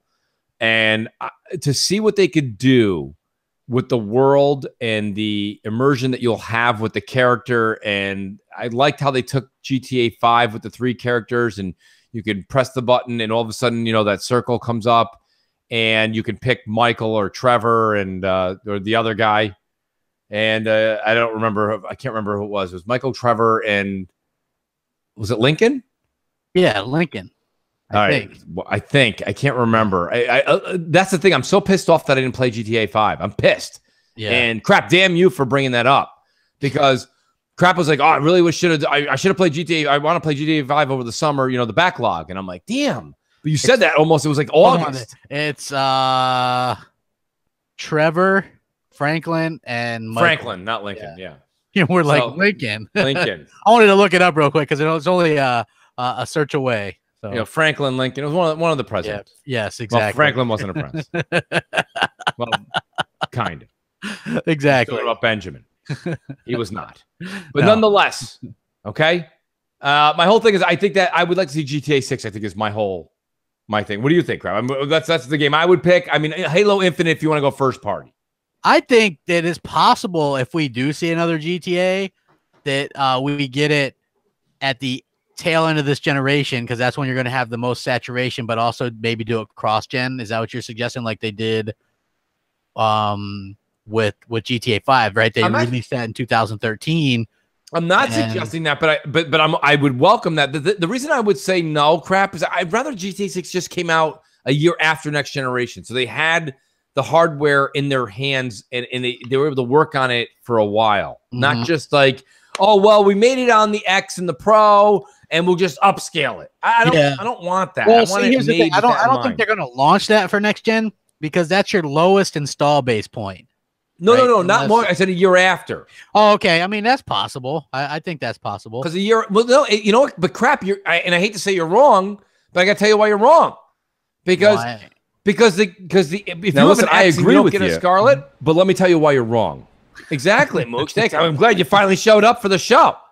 Yeah. To be honest with you, I think that to be honest with you, Crap, we have forward and backward compatibility. So if you're not Crap Gamer, you're just I like the game guy. Yeah. And you have an X. You're like, I'm not buying the Scarlet. And I'm like, all right, well, don't. And then all of a sudden, GTA 6 comes out and we're playing it. And you're like, I'm not getting the Scarlet. You can still play the GTA 6 on your X. So it doesn't matter. If you know what I'm saying? Like, this install base doesn't matter for them. What I'm saying is I just want them to have the hardware in hand and make sure that they're using the newest updated hardware to be able to create it with, you know, like let's say Microsoft gets the marketing rights or Sony, it doesn't matter. Whichever console they use, like we find out with these games now, we find out that they're using the X as they said it in the Forza Horizon 4. You know, of course, the Team of Playground Games, of course, they're using the X as the primary source. Why wouldn't you? Why wouldn't you? I mean, it's a bad example, but I'm just trying to give an example because that was a presser that was put out. But I'm saying like that's something that I would just like to see Rockstar use the X or the PS5, whatever they deal with, as the primary, hardware tool. So that way, when they're moving forward, that's what it plays best on. That's what it was built for. There you go. Yeah, I agree 100%. What do you think? What's your game? My game, This question. Like I said, I want to see Fable. Oh, you're picking Fable? Yeah, and then the Ninja Theory game, something new from them, like a new IP to really kind of launch. What about J-Dubs? I'm interested. Yeah, J-Dubs. What do you think? Sorry, what is the question? What new game am I looking forward to? Yeah, what new game on the next generation consoles? Probably Halo Infinite and Fable for sure. There you go. There you go. See, that's what I'm talking about. Yeah, I don't know, man. And again, every time I say this, Crap comes back with you. Well, you can catch an STD in Fable. That's not what I mean by dark. I get what you're saying, but like I would say, play the games. So, and you might just be like, holy shit, these are amazing games. He's right. No. Like, I actually think we're going to get a I'm not saying they're not great. But I think if you're calling it Fable, you're going to have to use similar style graphics, even if they're slightly, you know what I'm saying? Like for it to be Fable. I just don't see how you can call it Fable and not have Fable-esque graphics and have that kind of dark humor that they do. And I would say, man, you got Game Pass, man. Play Fable and see what you think, man. It's fun. I can imagine Fable. I can imagine Fable looking very similar to, say, something like Sea of Thieves, that kind of style, but in a more big and open, magical world. Which I think I like where you're going, Jay, but I hope it's a little darker than Sea of Thieves. Plus, it's third person, so Well, I mean, you can get an STD. Isn't that dark enough? No, it's not. It's not. It's not. It's not. That's not what I want. No, what I mean by all right, let me give you guys an example, okay? The original story of Snow White is dark, okay? She gets poisoned. Yeah. She has to get kissed by some random dude. Okay? Someone's trying to take her money in her kingdom. That's dark. Maleficent is the dark I want on Snow White. That's sinister. It's a dark environment. So what you're saying is you want to see some dark on dark action. Sure. I mean, there already is that, dude. Absolutely. I'm just saying the fact that you have something that looks like the Smurfs and somebody can get an STD, that doesn't mean that it's the dark I'm looking for. I'm looking for sinister. I want like the difference between the what's his name there? Something West who played Batman in the 60s. And then you've got the Batman that was Michael Keaton. Adam West. Adam West versus Keaton. Yeah. They're both Batman, but one's walking around in pajamas. Yeah. Okay, what I'm saying to you. I mean, that was like for the time. I mean, that was like amazing. And that's what I'm saying. So now we're in a different time. We're a decade later, if not more. Yeah. We got it. If it's the same Fable with, you know, that same goofiness, that it doesn't intrigue me. But if you make it Fable that you like, crap, I'm not trying to take yours away either. I want you to have the game that you love and adore, but it's got to be darker. It's got to be deeper. It's got to look nasty. Yeah. I don't know. I don't know. I would say play the games. Listen, playground games. Listen, just get me a flight out there to England and we'll go over it. It's not really hard. Yeah. I mean, I'm not even a picky eater. I eat everything. Don't be knocking Adam West, man. He did the Bat 2C. That was great. I'm not knocking Adam West, and I'm not knocking the original Fable, but I think that we've got to grow with the times. Maybe. You got to look at your audience. Yeah, I don't know. Who do we got on deck, Jay? Let's who do we got? Let's play a voice. We've got Jay Long. Jay Long. All right, let's do it. He always asks a great question. Yeah. Yo, Mooch and Crap, it's Jay Long. What's up? Yeah, I just beat Spider-Man, Marvel Spider-Man. And I'm not as impressed as most because I played other Spider-Man games and the only new stuff that's really here is the web gadgets, but I feel the level design isn't even really designed for stealth compared to the last game. And I don't know why the media isn't talking about, or just gamers alike isn't talking about the quick time events, isn't talking about the boring Peter Parker, Miles Morales, Mary Jane sections of the game that slow the pace down to a snail's pace. Like, I bought a game called Spider-Man PS4, yet I'm here playing as Mary Jane, taking pictures of artifacts and sneaking past somebody and throwing lures. Since when was this Spider-Man? Or Peter Parker doing Bioshock puzzles in Dr. Ock's office. The last Spider-Man game had Peter Parker moments, but it wasn't as frequent as this. And people complain about Halo 5 having those missions where it's just talking, but Spider-Man has a few of those too. I don't get it. And the web swinging, they really made it for casuals. You just hold forward and it does everything for you. There's no precision compared to the other games, so the challenge missions are just extremely annoying with the web swinging. But yeah, I think it's a great game. I'm just like not very impressed because I played the other Spider-Man games. And, you know, people play the other ones probably feel the same way. All right, thanks guys. Peace. Yeah, you know, I think that he's right. I think that, you know, the Spider-Man games, you know, it's really hard to say exactly. You know, it depends on your taste. Like some people I see love this game, right? They think it's like the greatest thing since sliced bread. Spider-Man, I think murderer. I think I think it's a fine game. I just don't think it's the game that's like all that, so to speak. You know what I mean? It's like, not. Yeah, like for me, I'm already enjoying Tomb Raider much more, the story and stuff like that. You know, and I know I'm not the only one, you know. So again, it looks like they're going to do a sequel. You know, I mean, let's be real. They probably have multiple things in there. So, I mean, good for Insomniac that they're going to be busy for a while. You know, hopefully they, in a perfect world, I guess they would expand their studio to where they can work on multiple projects. Yeah. Because I would hate to see them get locked into just making Spider. And then what happens when the next one comes out in 2 years? People still going to be like, oh, man, it's great. It's so refreshing. Or is it just more Spider-Man at that point? It's just more Spider-Man. It's, you know, now that you've seen Spider-Man, you know, they're just going to have more fetch quests and different. That's not even the first Spider-Man this generation. No, it's not. It's the second one. But I mean, this one's better by a landslide. Well, yeah. I mean, I would hope so. Right. Oh, the first one, I think you couldn't even buy that, or maybe you couldn't get it digitally. You can't even buy that digitally on Xbox. You had to buy it physically or something. Yeah. Did you see what GameStop was doing? They're selling it for like $49.99. It's on. Yeah. When I went to go pick up my console, the PS4 why? Pro, And you know the reason why they're doing that, right? Just because it's to popular. confuse people. Well, not just that, but people also, there's people coming in going, oh, there it is, $49.99, the Amazing Spider-Man. They pick it up. Yeah, man, it's kind of a ripoff. Kind of sad to see that, to be honest with you. But yeah, I mean, I don't know. For some reason, I agree with the caller. I think that was definitely something that there's things about Spider-Man that I don't know. I think that the game is what we thought it was. You know what I mean? Crap. I mean, it is what it is.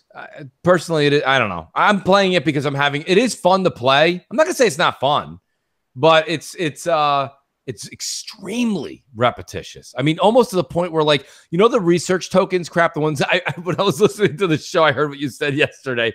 You're like, so I went and did one of those purple research quests, and they sucked. The first one was like jump through these clouds of smoke, and I was like, oh boy, this is. And I did that. I've done another 3 or 4, and they're lame. Oh, they're pretty bad. Yeah, they're the whole pretty bad. thing They're like, is lame. go grab the barrels in the ocean and throw them out, and I'm like, okay, and exactly. Yeah, it doesn't get much better after that. So, and there's a ton of them. There's like 12 or 15 of them. It's like.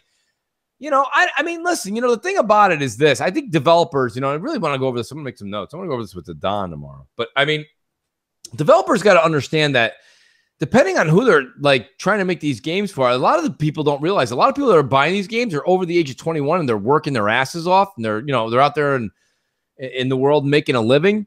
We don't have time to come home and jump through smoke clouds. I mean, if I wanted that, I'd buy a Excite bike. It's busy work is what it is. Yeah, and it's like, you know, make it, if you're going to give me the tasks to get the research tokens, make them hard puzzles or make it a side quest. Like The Witcher, you know, I got to say, man, even though I'll probably beat The Witcher right around my 100th birthday. I can't wait to, right? I can't wait to do that. I'll make one of those CBS News, right, where the weatherman's like, and today Mooch turned 100, and besides that, he finalized The Witcher 3, which came out 8 decades ago. Great. So anyway, right? Thank you. Yes. But I think that's the thing. I think but the one thing about The Witcher crap is whether you like it or you don't, The Witcher's got spectacular side quests. Spectacular. Yeah, I played some because those are like the ones you get achievements for or whatever. So it was like, you know, like I enjoyed doing that. I mean, listen, I got to tell you something. If I can give you advice and anybody else advice, is take those achievements and shove them. Because to be honest with you, I don't get me wrong. I get excited when the thing pops, whether it's a trophy or an achievement. I get excited, but I never even look at the list. I never go down the list. I never look at what I got to do. I just play the game. I venture. If a side quest is interesting, I do it. I usually don't look, but no, you were the one. Don't. You were the one that was like, "Hey, I want to platinum Spider-Man." Well, that's because I listened to the Greg Miller Spider-Man edition, and he said it was short. So I'm like, well, since I don't play all these games all the time, let me do this. But now I'm finding out I'm swinging through like clouds of gas, and I'm saving a pigeon, and I'm throwing barrels out of the ocean, and I'm like, I don't mind being Spider-Man and helping people, but can I do something a little bit more useful with my time? Yeah. I mean, that's all I'm asking the developers is if you want us to do all these things, and, I'm probably not going to get a chance to platinum Spider-Man because there's so much stuff going on, but I'm going to keep playing it. I'm going to try my damnedest. But I don't look at the list crap. I'm playing. Here's the way I look at it. If I play the missions and I do all of the things that pop up, I got to be close, and they're coming out with a new game plus. So whatever I didn't do, I'll go back and doing that 1 or 2 items, and I should be able to platinum it. It's a short enough game to platinum. That's all I can say.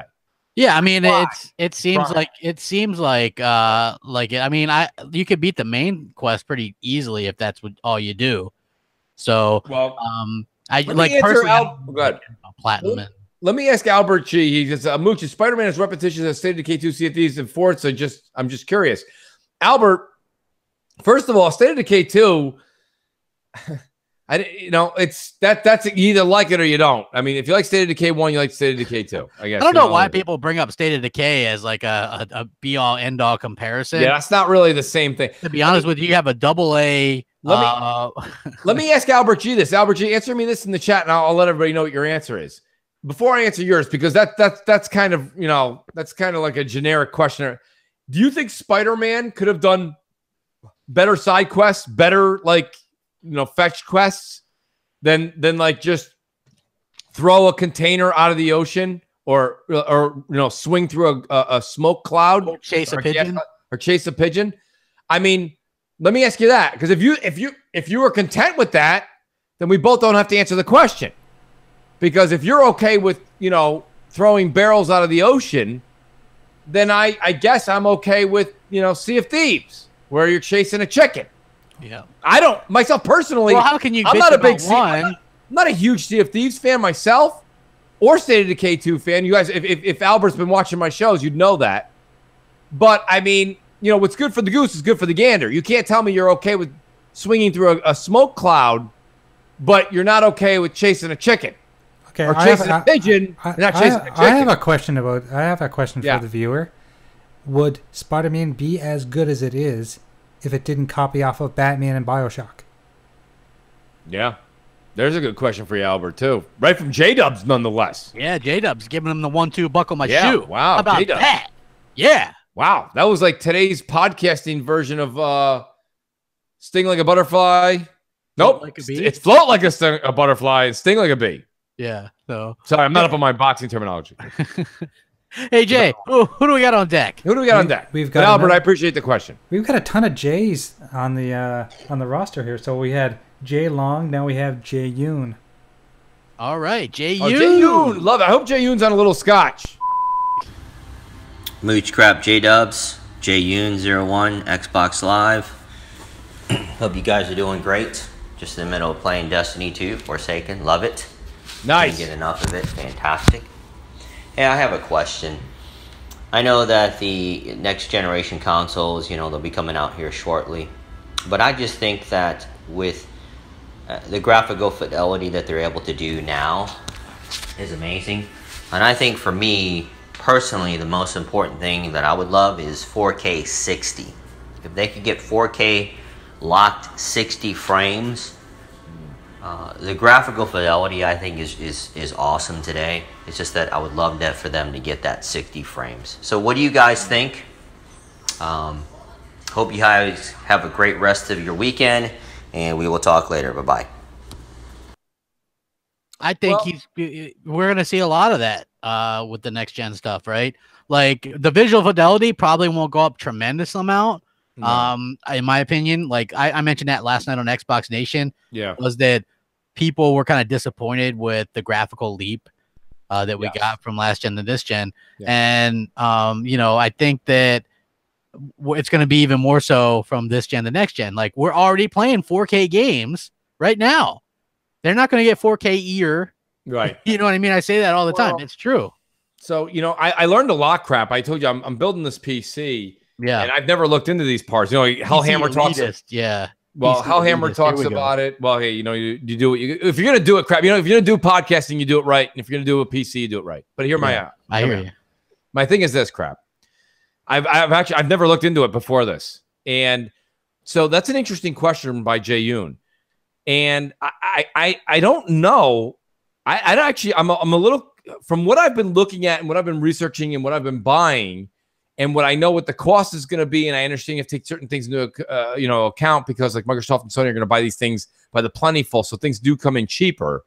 But nonetheless, I would say, crap, that I think we're going to see a lot more of the 60 frame 1440p being a norm or a 4K 30 still next generation. There'll be some 4K 60s.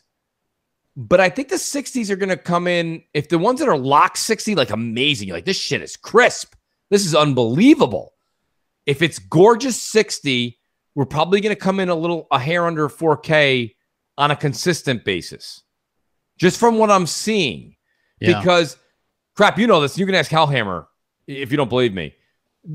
To do 4K 60 on a PC is extremely expensive. I mean, extremely expensive. Yeah. Even with the new technology coming out down the road. So, I mean, like, you know, and Hellhammer and Don and a few of these other D-backs, a couple of these guys are great to talk to and hear about this. But, you know, that Jay Yoon, I would say definitely going to get 60 frames. But crap, you know how we have like Forza right now? Let's be honest. Forza Horizon 4 looks beautiful and they're offering a 1080 60. But imagine if you could start getting a lot of your games that have a much more detailed world than Forza, which is big open world, but big grassy knolls, right, with a couple of sheep running around. Imagine grassy knoll. Well, it's a well, you know, I don't know. It's the first word that came to mind, but yeah, good point, crap. You know, it's like the magic. It's the magic loogie, boy. It's the magic loogie. So you're saying it made a left turn, and it hit Newman off his right thigh. Another Seinfeld reference. Great. Nice game, pretty boy. Nice game, pretty boy. Next time you'll be driving him to the airport, crap. But nonetheless, I think Jay Union short. Let me just end it with this. I think 60 frames needs to be the target, but I think realistically we're looking at probably, smidgen under 4K 60 frames, maybe 1440p 60, or you're looking at 4K 30 locked and maybe with higher ultra settings. Yeah. So either way, let me bring this back out, guys. Great. It's going to be great. Next generation is going to be great. I am very much looking forward to Scarlet. I think so too. Jay, who else we got on deck, my friend? We have a new caller, and he has an awesome name. It's an awesome Black Sabbath song too. Johnny Blaze. Nice. All right, Johnny Blaze. Put that music up. Blazer. Mooch, crap, J-Dubs, what's going on? It's your boy Johnny Blaze out here in Southern Cali. First time caller, avid listener / Mooch Maniac. Yo, huge Xbox fan, but I got a Spider-Man question for you today. So here's the situation. A buddy of mine got his Xbox One stolen, and shortly after he got diagnosed with cancer, in and out of the hospital and all that. So I loaned him my PS4, hooked it up in his room, kicked his ass in some matter, But lately I've been thinking about grabbing a PS4 Pro Spider-Man Edition. So, question, in your guys' opinion, do you think the game is good enough to warrant the purchase? Or should I maybe wait for another bundle, possibly Black Friday or something? Just wanted to get your guys' take. Well, keep up the good work. Much love, and I'll catch you guys on the flip side. All hail Jay. All hail Jay. Nice. All hail Jay. All hail Jay. I'll be honest with you. So that's a tough. There's two parts to that question, crap. Mooch economics come into play here. So if he gave his friend his PS4, trickle down Moochonomics. Yes, thank you, from the 80s. Yes. Great crap. Realistically, if he gave his PS4 away, he's not going to get any kind of trade-in. So what he's talking about is literally going out there and buying a $400 console for Spider-Man. I think his latter part of his question is the way to go. I would recommend that you definitely wait till Black Friday. Yeah. And scoop up a PS4 Slim and get that as cheap as you can and pick up Spider-Man. Because the difference between the Pro and the right, like I have talked to many people that are big time reviewers on YouTube. When I say big time, I mean the Pro. They're not IGN big, but they're big. And they're talking to me and they're telling me I'm playing this thing on a standard PS4 and it looks great. Yeah. So you don't really need to go and grab the Pro. I'd rather see you save your money for next generation.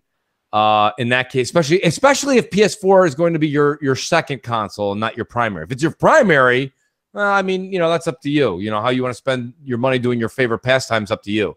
But if it's not your primary, I would recommend that you definitely get a Slim, wait till Black Friday. You'll get that real cheap, and you can pick up price Spider-Man for, $40 around. Yeah, it's going to be there's not very many, in my opinion, worth even playing on the PS4. Probably less than 10, but like now would be the time to get a Slim and knock those 10 out, get them out there. Right. Albert G answered a question. He said Spider-Man 2 started the style of fighting. Just saw the Angry Joe review. He confirmed this in Mooch. You don't have to do the side missions. But Albert G, that's not fair. That's not, if the developers here's the way I look at it. If the developers put that into the game, Albert, then I have to take it as I should at least try it or play that part of the game. Not everybody feels that way. Crap doesn't. But no, that's fine. That's not a jab at all. Crap, I know. I get it. You have every right to play the game the way you want to play the game. That's your experience. But I got a problem, okay? My problem is every time I put pants on and make gold records. No!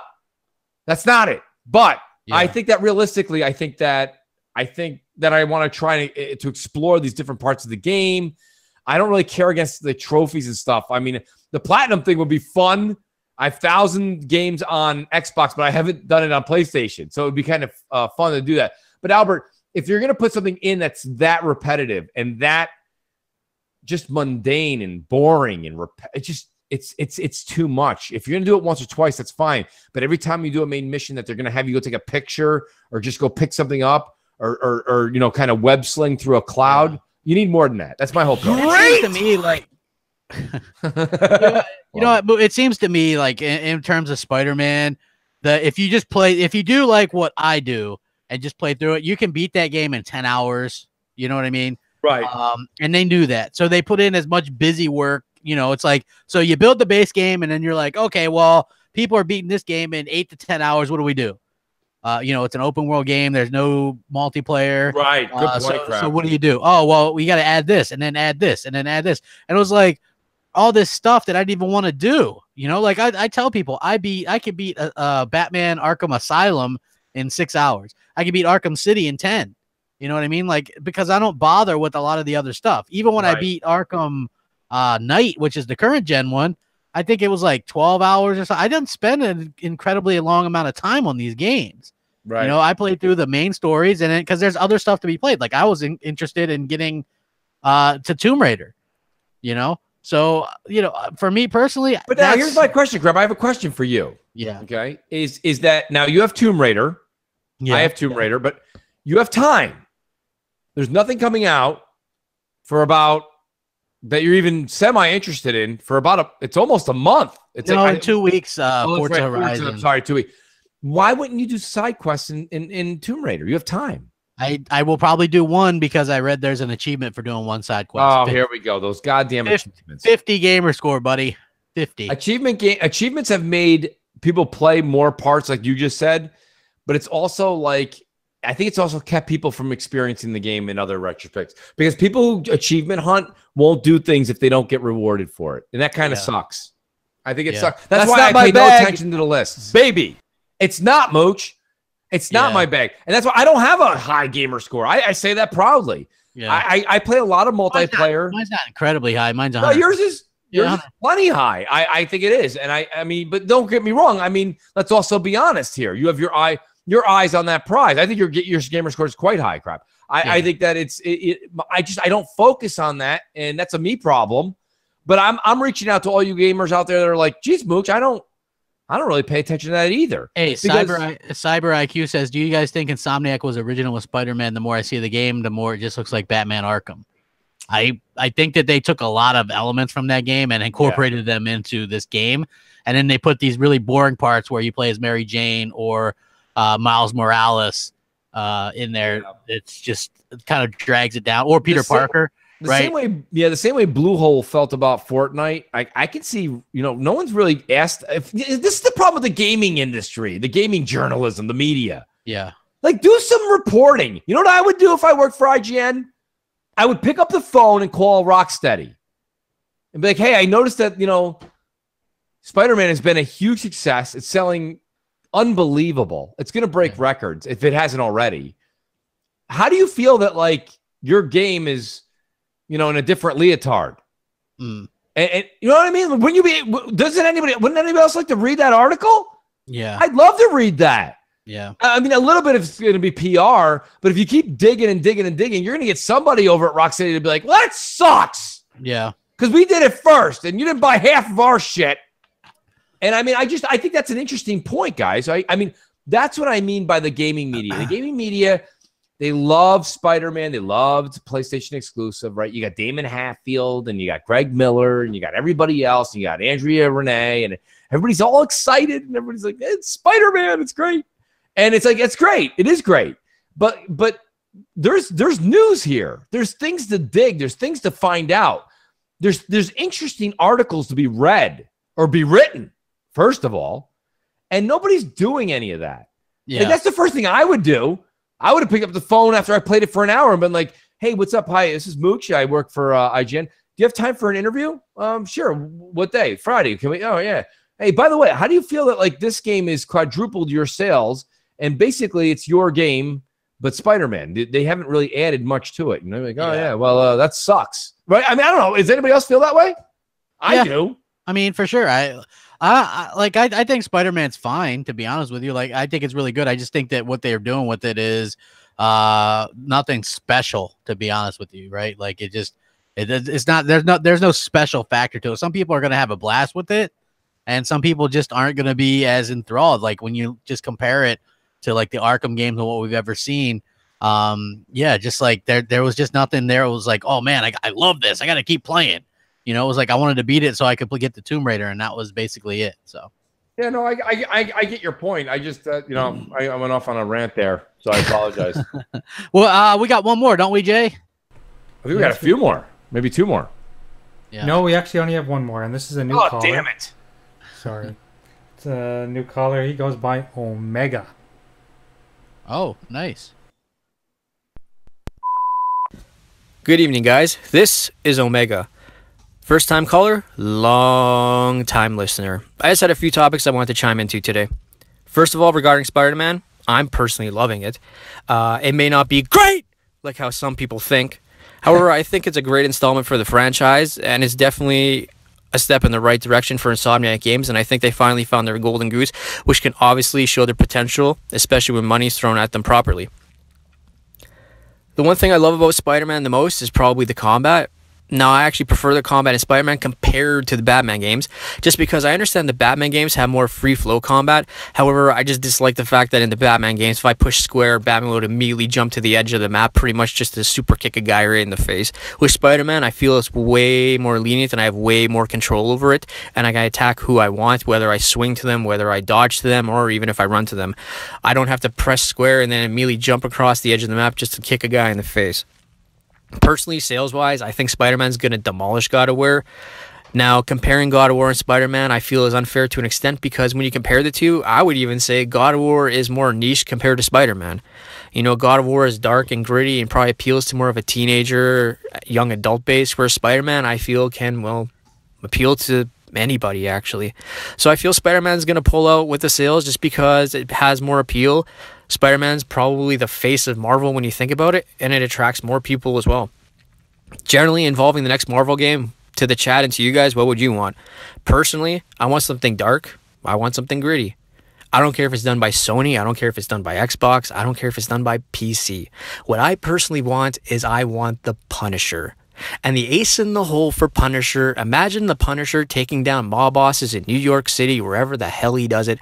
But imagine having something like the Nemesis system from the Shadow of Mordor games in place. Imagine about 5 mafia families, and then eventually they're all randomly generated. You have randomly generated soldiers, capos, lieutenants, mob bosses, etc. The great thing about the game is that it could be forever changing as well. You could take down a mob boss, you could take down a regime, you could take down a few families, or you can just stick to the low levels, the soldiers, the lieutenants, and they're forever changing, and they're all randomly procedurally generated. Now, even imagine putting the families against each other. Obviously, mafia families have rivalries. It's been to the test of time. Imagine being the Punisher and going in, destroying a few rackets, and then pinning it on another family, and then sitting on the street, watch the families have a gang and a turf war against each other, while either you watch from the distance, or even choose to snipe your way through and destroy even more people and kill many more along the process as well. If anyone or developer is listening, please, for the love of God, make a game involving the Punisher, but with the Nemesis system as well.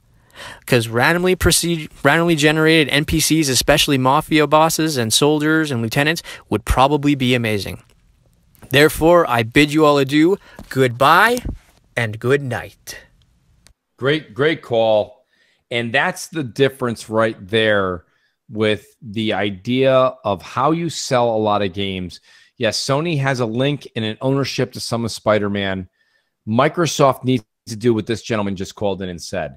You take something like the Punisher, or you take something like Superman, and you get behind it. You put money into it, and you make it amazing, and you put it on your platform.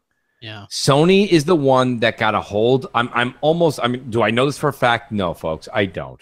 But since Sony owns rights to Spider-Man, I'm sure they picked up the phone when they saw what Sunset Overdrive was, and they're like, hey, you guys got this swinging shit down. Can you guys make a Spider-Man game? Because we have a link to Spider-Man. Yes, we can. Okay. This is what Microsoft lacks. What concerns me the most about their acquisition, I said this last night, I'll say it again, and I'll say it over and over again until I see proof, is I'm concerned. I'm not concerned with I'm not concerned with Playground Games and Fable. I'm not. I'm concerned with the others because they don't have a leadership that go do what you want. Life's an empty canvas. Paint away. Sunshine. Listen, guys, game development is not a Bob Ross video. Okay? It's not. You just can't go up there and paint happy little trees and people are going to buy it. So my concern is that I like what this kid said. And that made a lot of sense. He said basically, and I don't mean to say kid, like I just me and crap. We say kid, and everyone's like a kid. It's not a kid. Yeah. But the gentleman said was basically that's an outstanding idea. What he did, crap, was he took the essence of the badass of Batman with the Punisher and kind of gave it a Mafia 2 feel. And it all takes place in Hell's Kitchen. Very cool. Great idea. If I'm Microsoft, that's what you need to do. If you're Matt Booty, pick up the phone. Come up with ideas. Don't just keep hiring artists and being like, paint on the canvas. We'll support you. That's all great on social media, right? That gets you a lot of likes. Everybody clicks a little heart under that. Like, oh, that's so nice. Nobody cares about nice. Sony picked up the phone after they saw what Microsoft paid Insomniac to do and was like, hey, guys, can you take all your talents and move it over to this quality project on Spider-Man? And they're like, yep, we can do that. And millions of dollars, hundreds of millions of dollars were made after that phone call, as you're seeing today. And I hope somebody at Microsoft is like, oh, well, I'm glad Mooch said that, but he doesn't understand. We're doing that behind the scenes. I hope somebody can prove us wrong.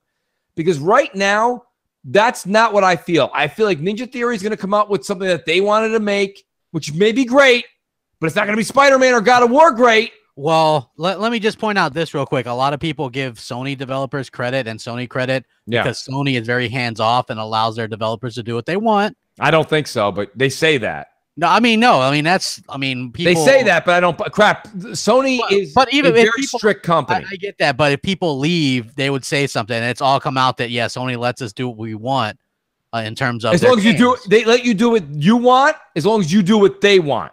Meaning, like, okay, crap, you're the most talented developer right now on the West Coast. You're insane. Everyone wants Crapgamer to make their crap. I want you to make a Spider-Man game. Can I make it like this? Sure. Can I do this? Yeah.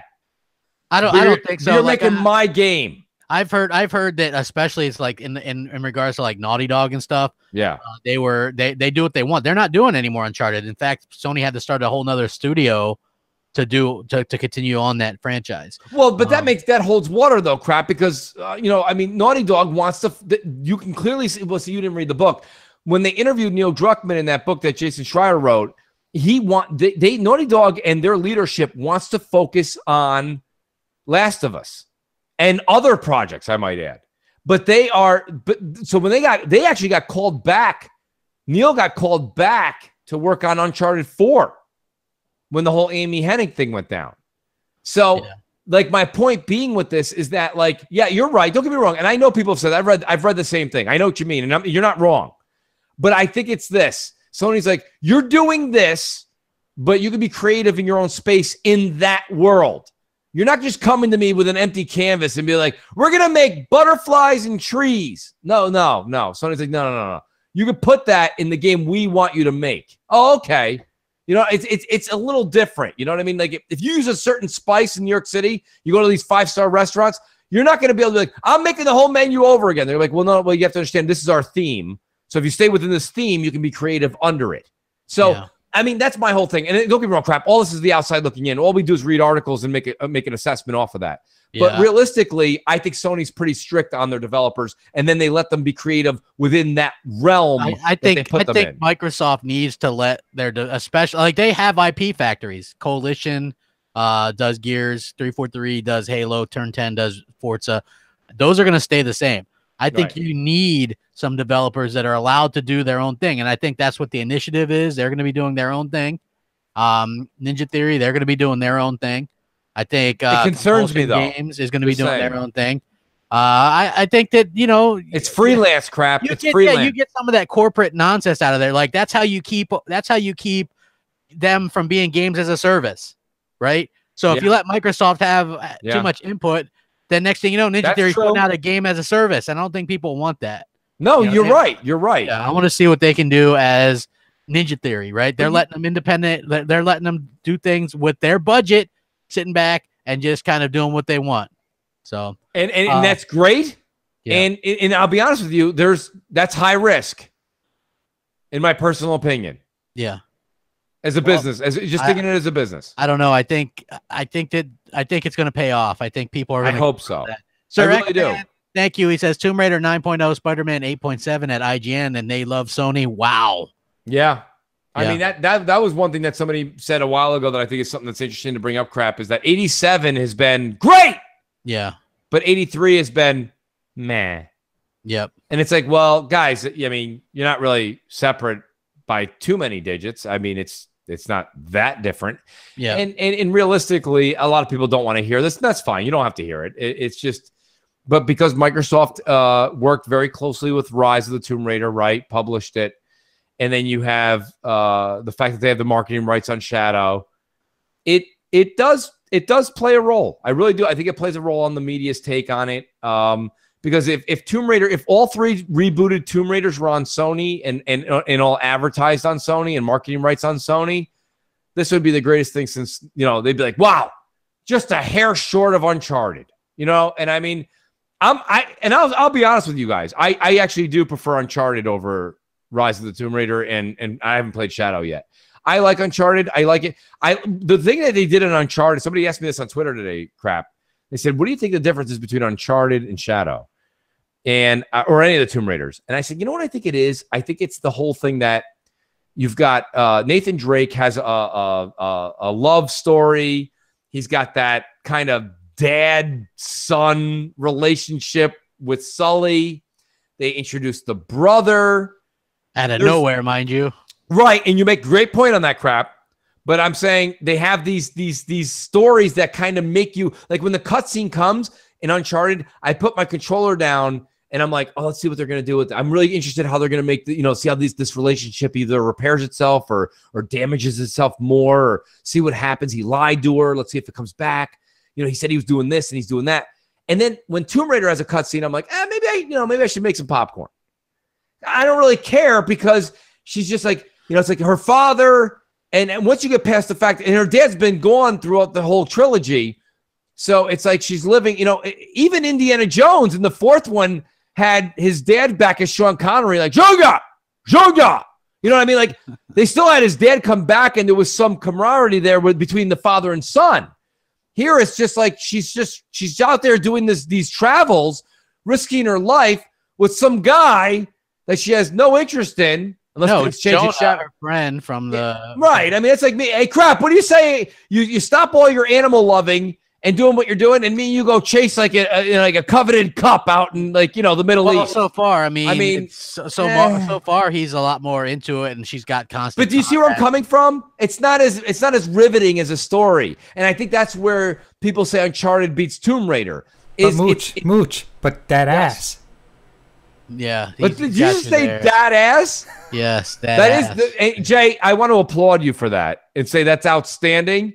But I don't know if that's going to win over social media necessarily. But I like where you're going with that. And I hope Jamie Moran sends out a great Scarlet Leak later on tonight.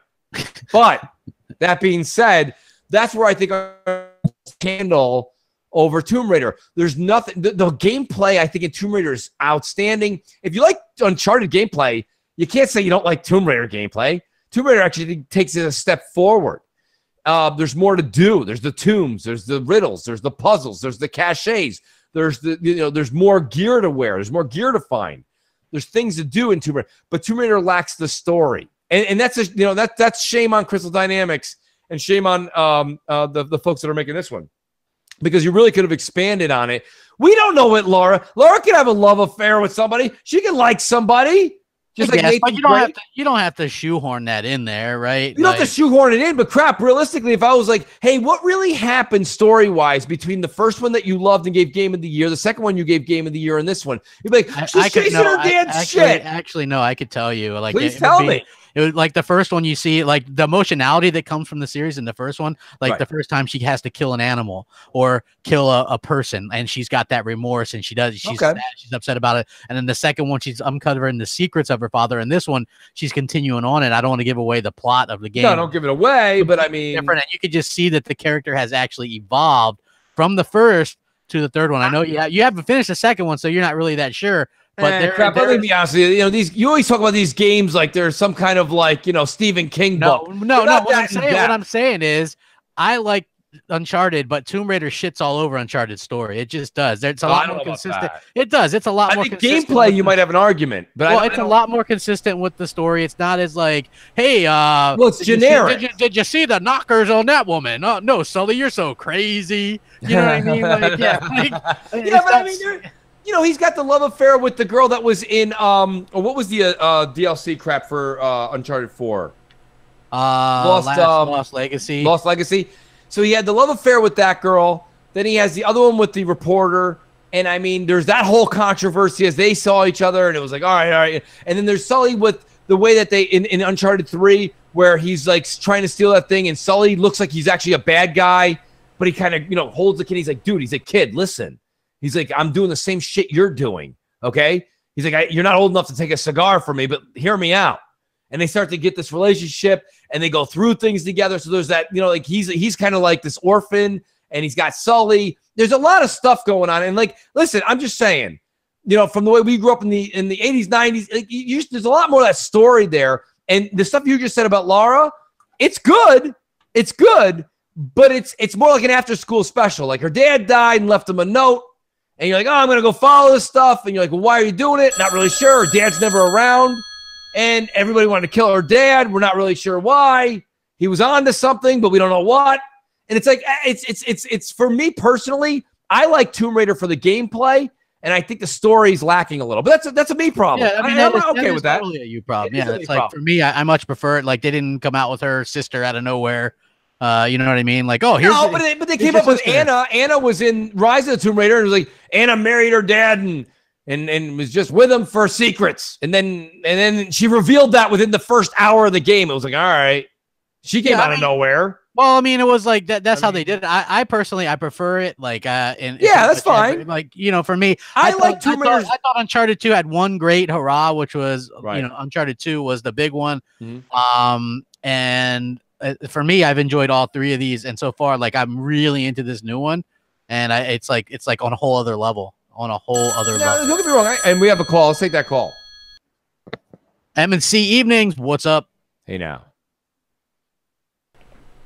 Hey guys, what's going on? G-Man 1172 coming at G-Man you Jerky from Boy. Brooklyn. I'm with crap on this Tomb Raider Uncharted thing, mostly because of Uncharted 4. Uncharted 4 is the greatest one and done in the history of gaming. I can't get through that game a second time. Once I know that Rafe isn't going to get away with everything, it just doesn't fucking entertain me. The whole point to that game is its story, not its gameplay elements.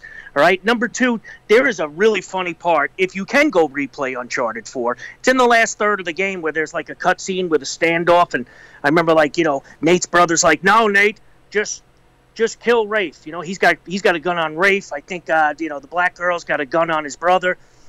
And Rafe just looks and goes, come on. We know Nate doesn't have it in him to kill in cold blood. Are you fucking serious? Have you not played the first fucking 3 games? I have slaughtered an entire small third world country to get to this point. But now I can't kill in cold blood? Some of the writing makes no fucking sense in Uncharted games with the gameplay. None whatsoever. So I do agree with crap on that. At least you saw some remorse with Lara, with the killing in the first one. And she's slowly changing into a fucking psychopath, I guess. Anyway, that's me. That's the only opinion I got. I'm insane. I'll talk to you later. No, G-Man makes a great point. G-Man, I like where you're going with it, and he made 2 valid points. However, he kind of specified 2 particular. Like I said, Uncharted 4 was kind of a successful mess because of the stuff that went on behind the scenes with Amy Hennig leaving and this and that and blah blah blah, and them coming back.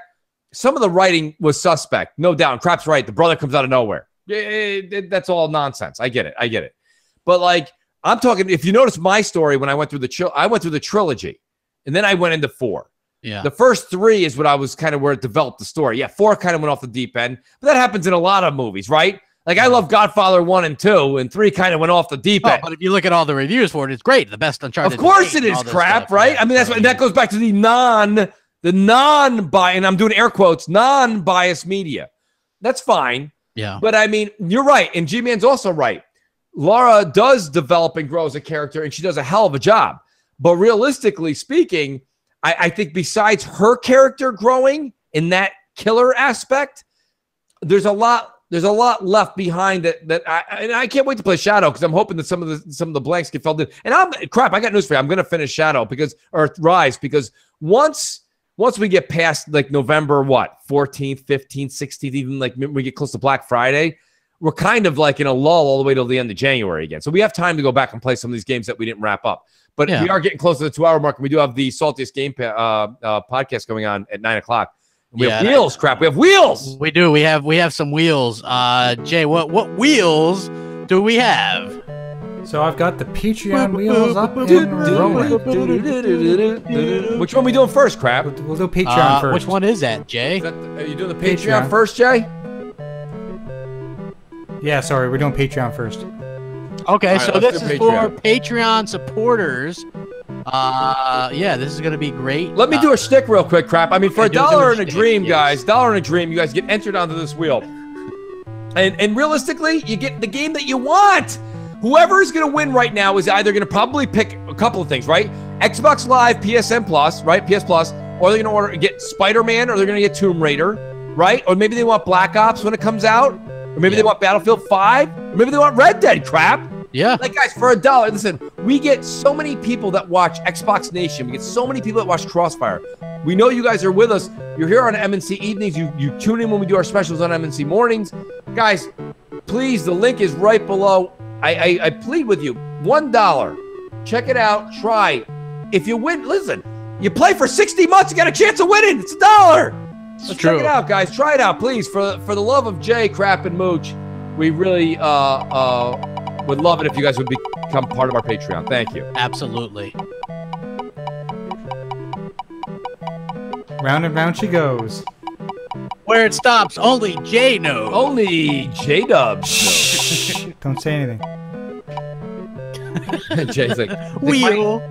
Wheel. Romero Torres Barajas. Is that Nice. King Ram? That might be King Ram. It might be. It might be. I think it's but King congratulations for $1 and a dream, my friend. You have struck gold, and that's all it takes. You got, actually, with our show, you got a much better chance to win than pretty much any other show out there. Yeah, you see everybody. Yeah, Ramiro, that's awesome that he won. Congratulations, Ramiro. Yeah, you see all these things out there. They're like, try our Gleam out. You can win Shadow the Tomb Raider.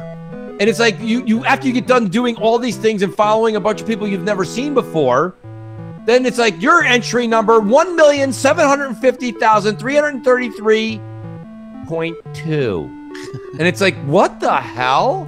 I mean, here you have a legitimate chance, folks. Give it a try. We do have another wheel, though. We're flipping over to the other wheel. This is for the voicemails. All right, and again, you can win by just calling in a voicemail. We only had 5. 5. So you get a 1 in 5 chance of winning. That's right. Great odds, crap. Yes. Is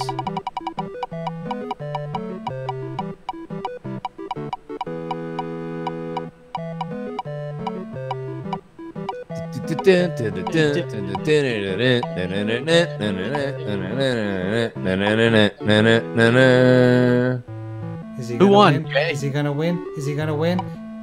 Oh, right on the edge. Jay Long is our winner.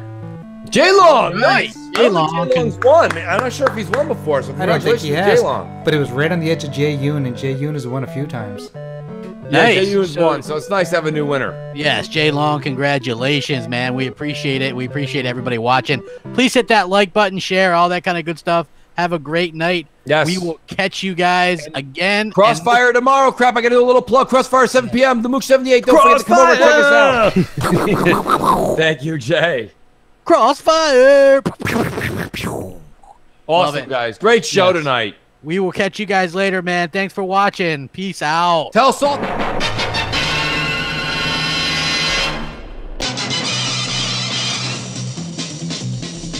Mooch and crap, mooch and crap. They talk about games and no drama smack. Search the web for media ties to catch these ponies in their lives. Look out, here comes Mooch and crap. Are they bots? Listen up. They have Mountain Dew in their blood. NeoGaf, Xbox Threads, Crap's got 10 dog all over it. Hey there, here comes Mooch and crap. from a tweet of Phil. Xbox hate will arrive like the Scorpio. Mooch and crap, but just in time. Mooch and crap, zany gaming dual mooch and crap. YouTube in is their core. A thumb in is its reward to them. Xbox is one big hangout. Whenever there's a game out, you'll find mooch and crap.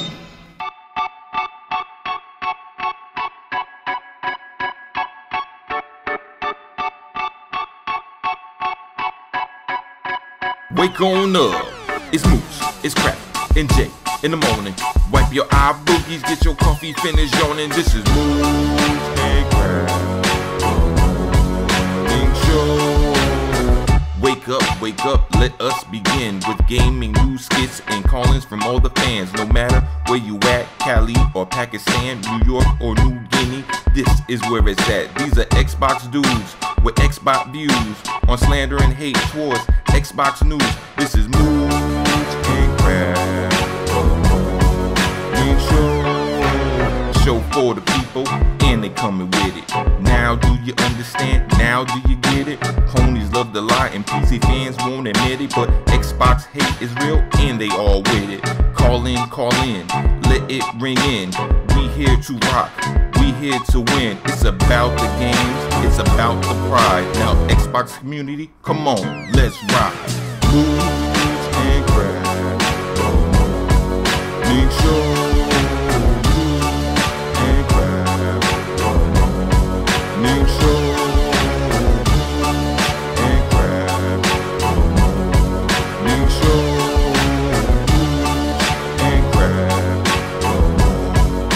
Show. Oh,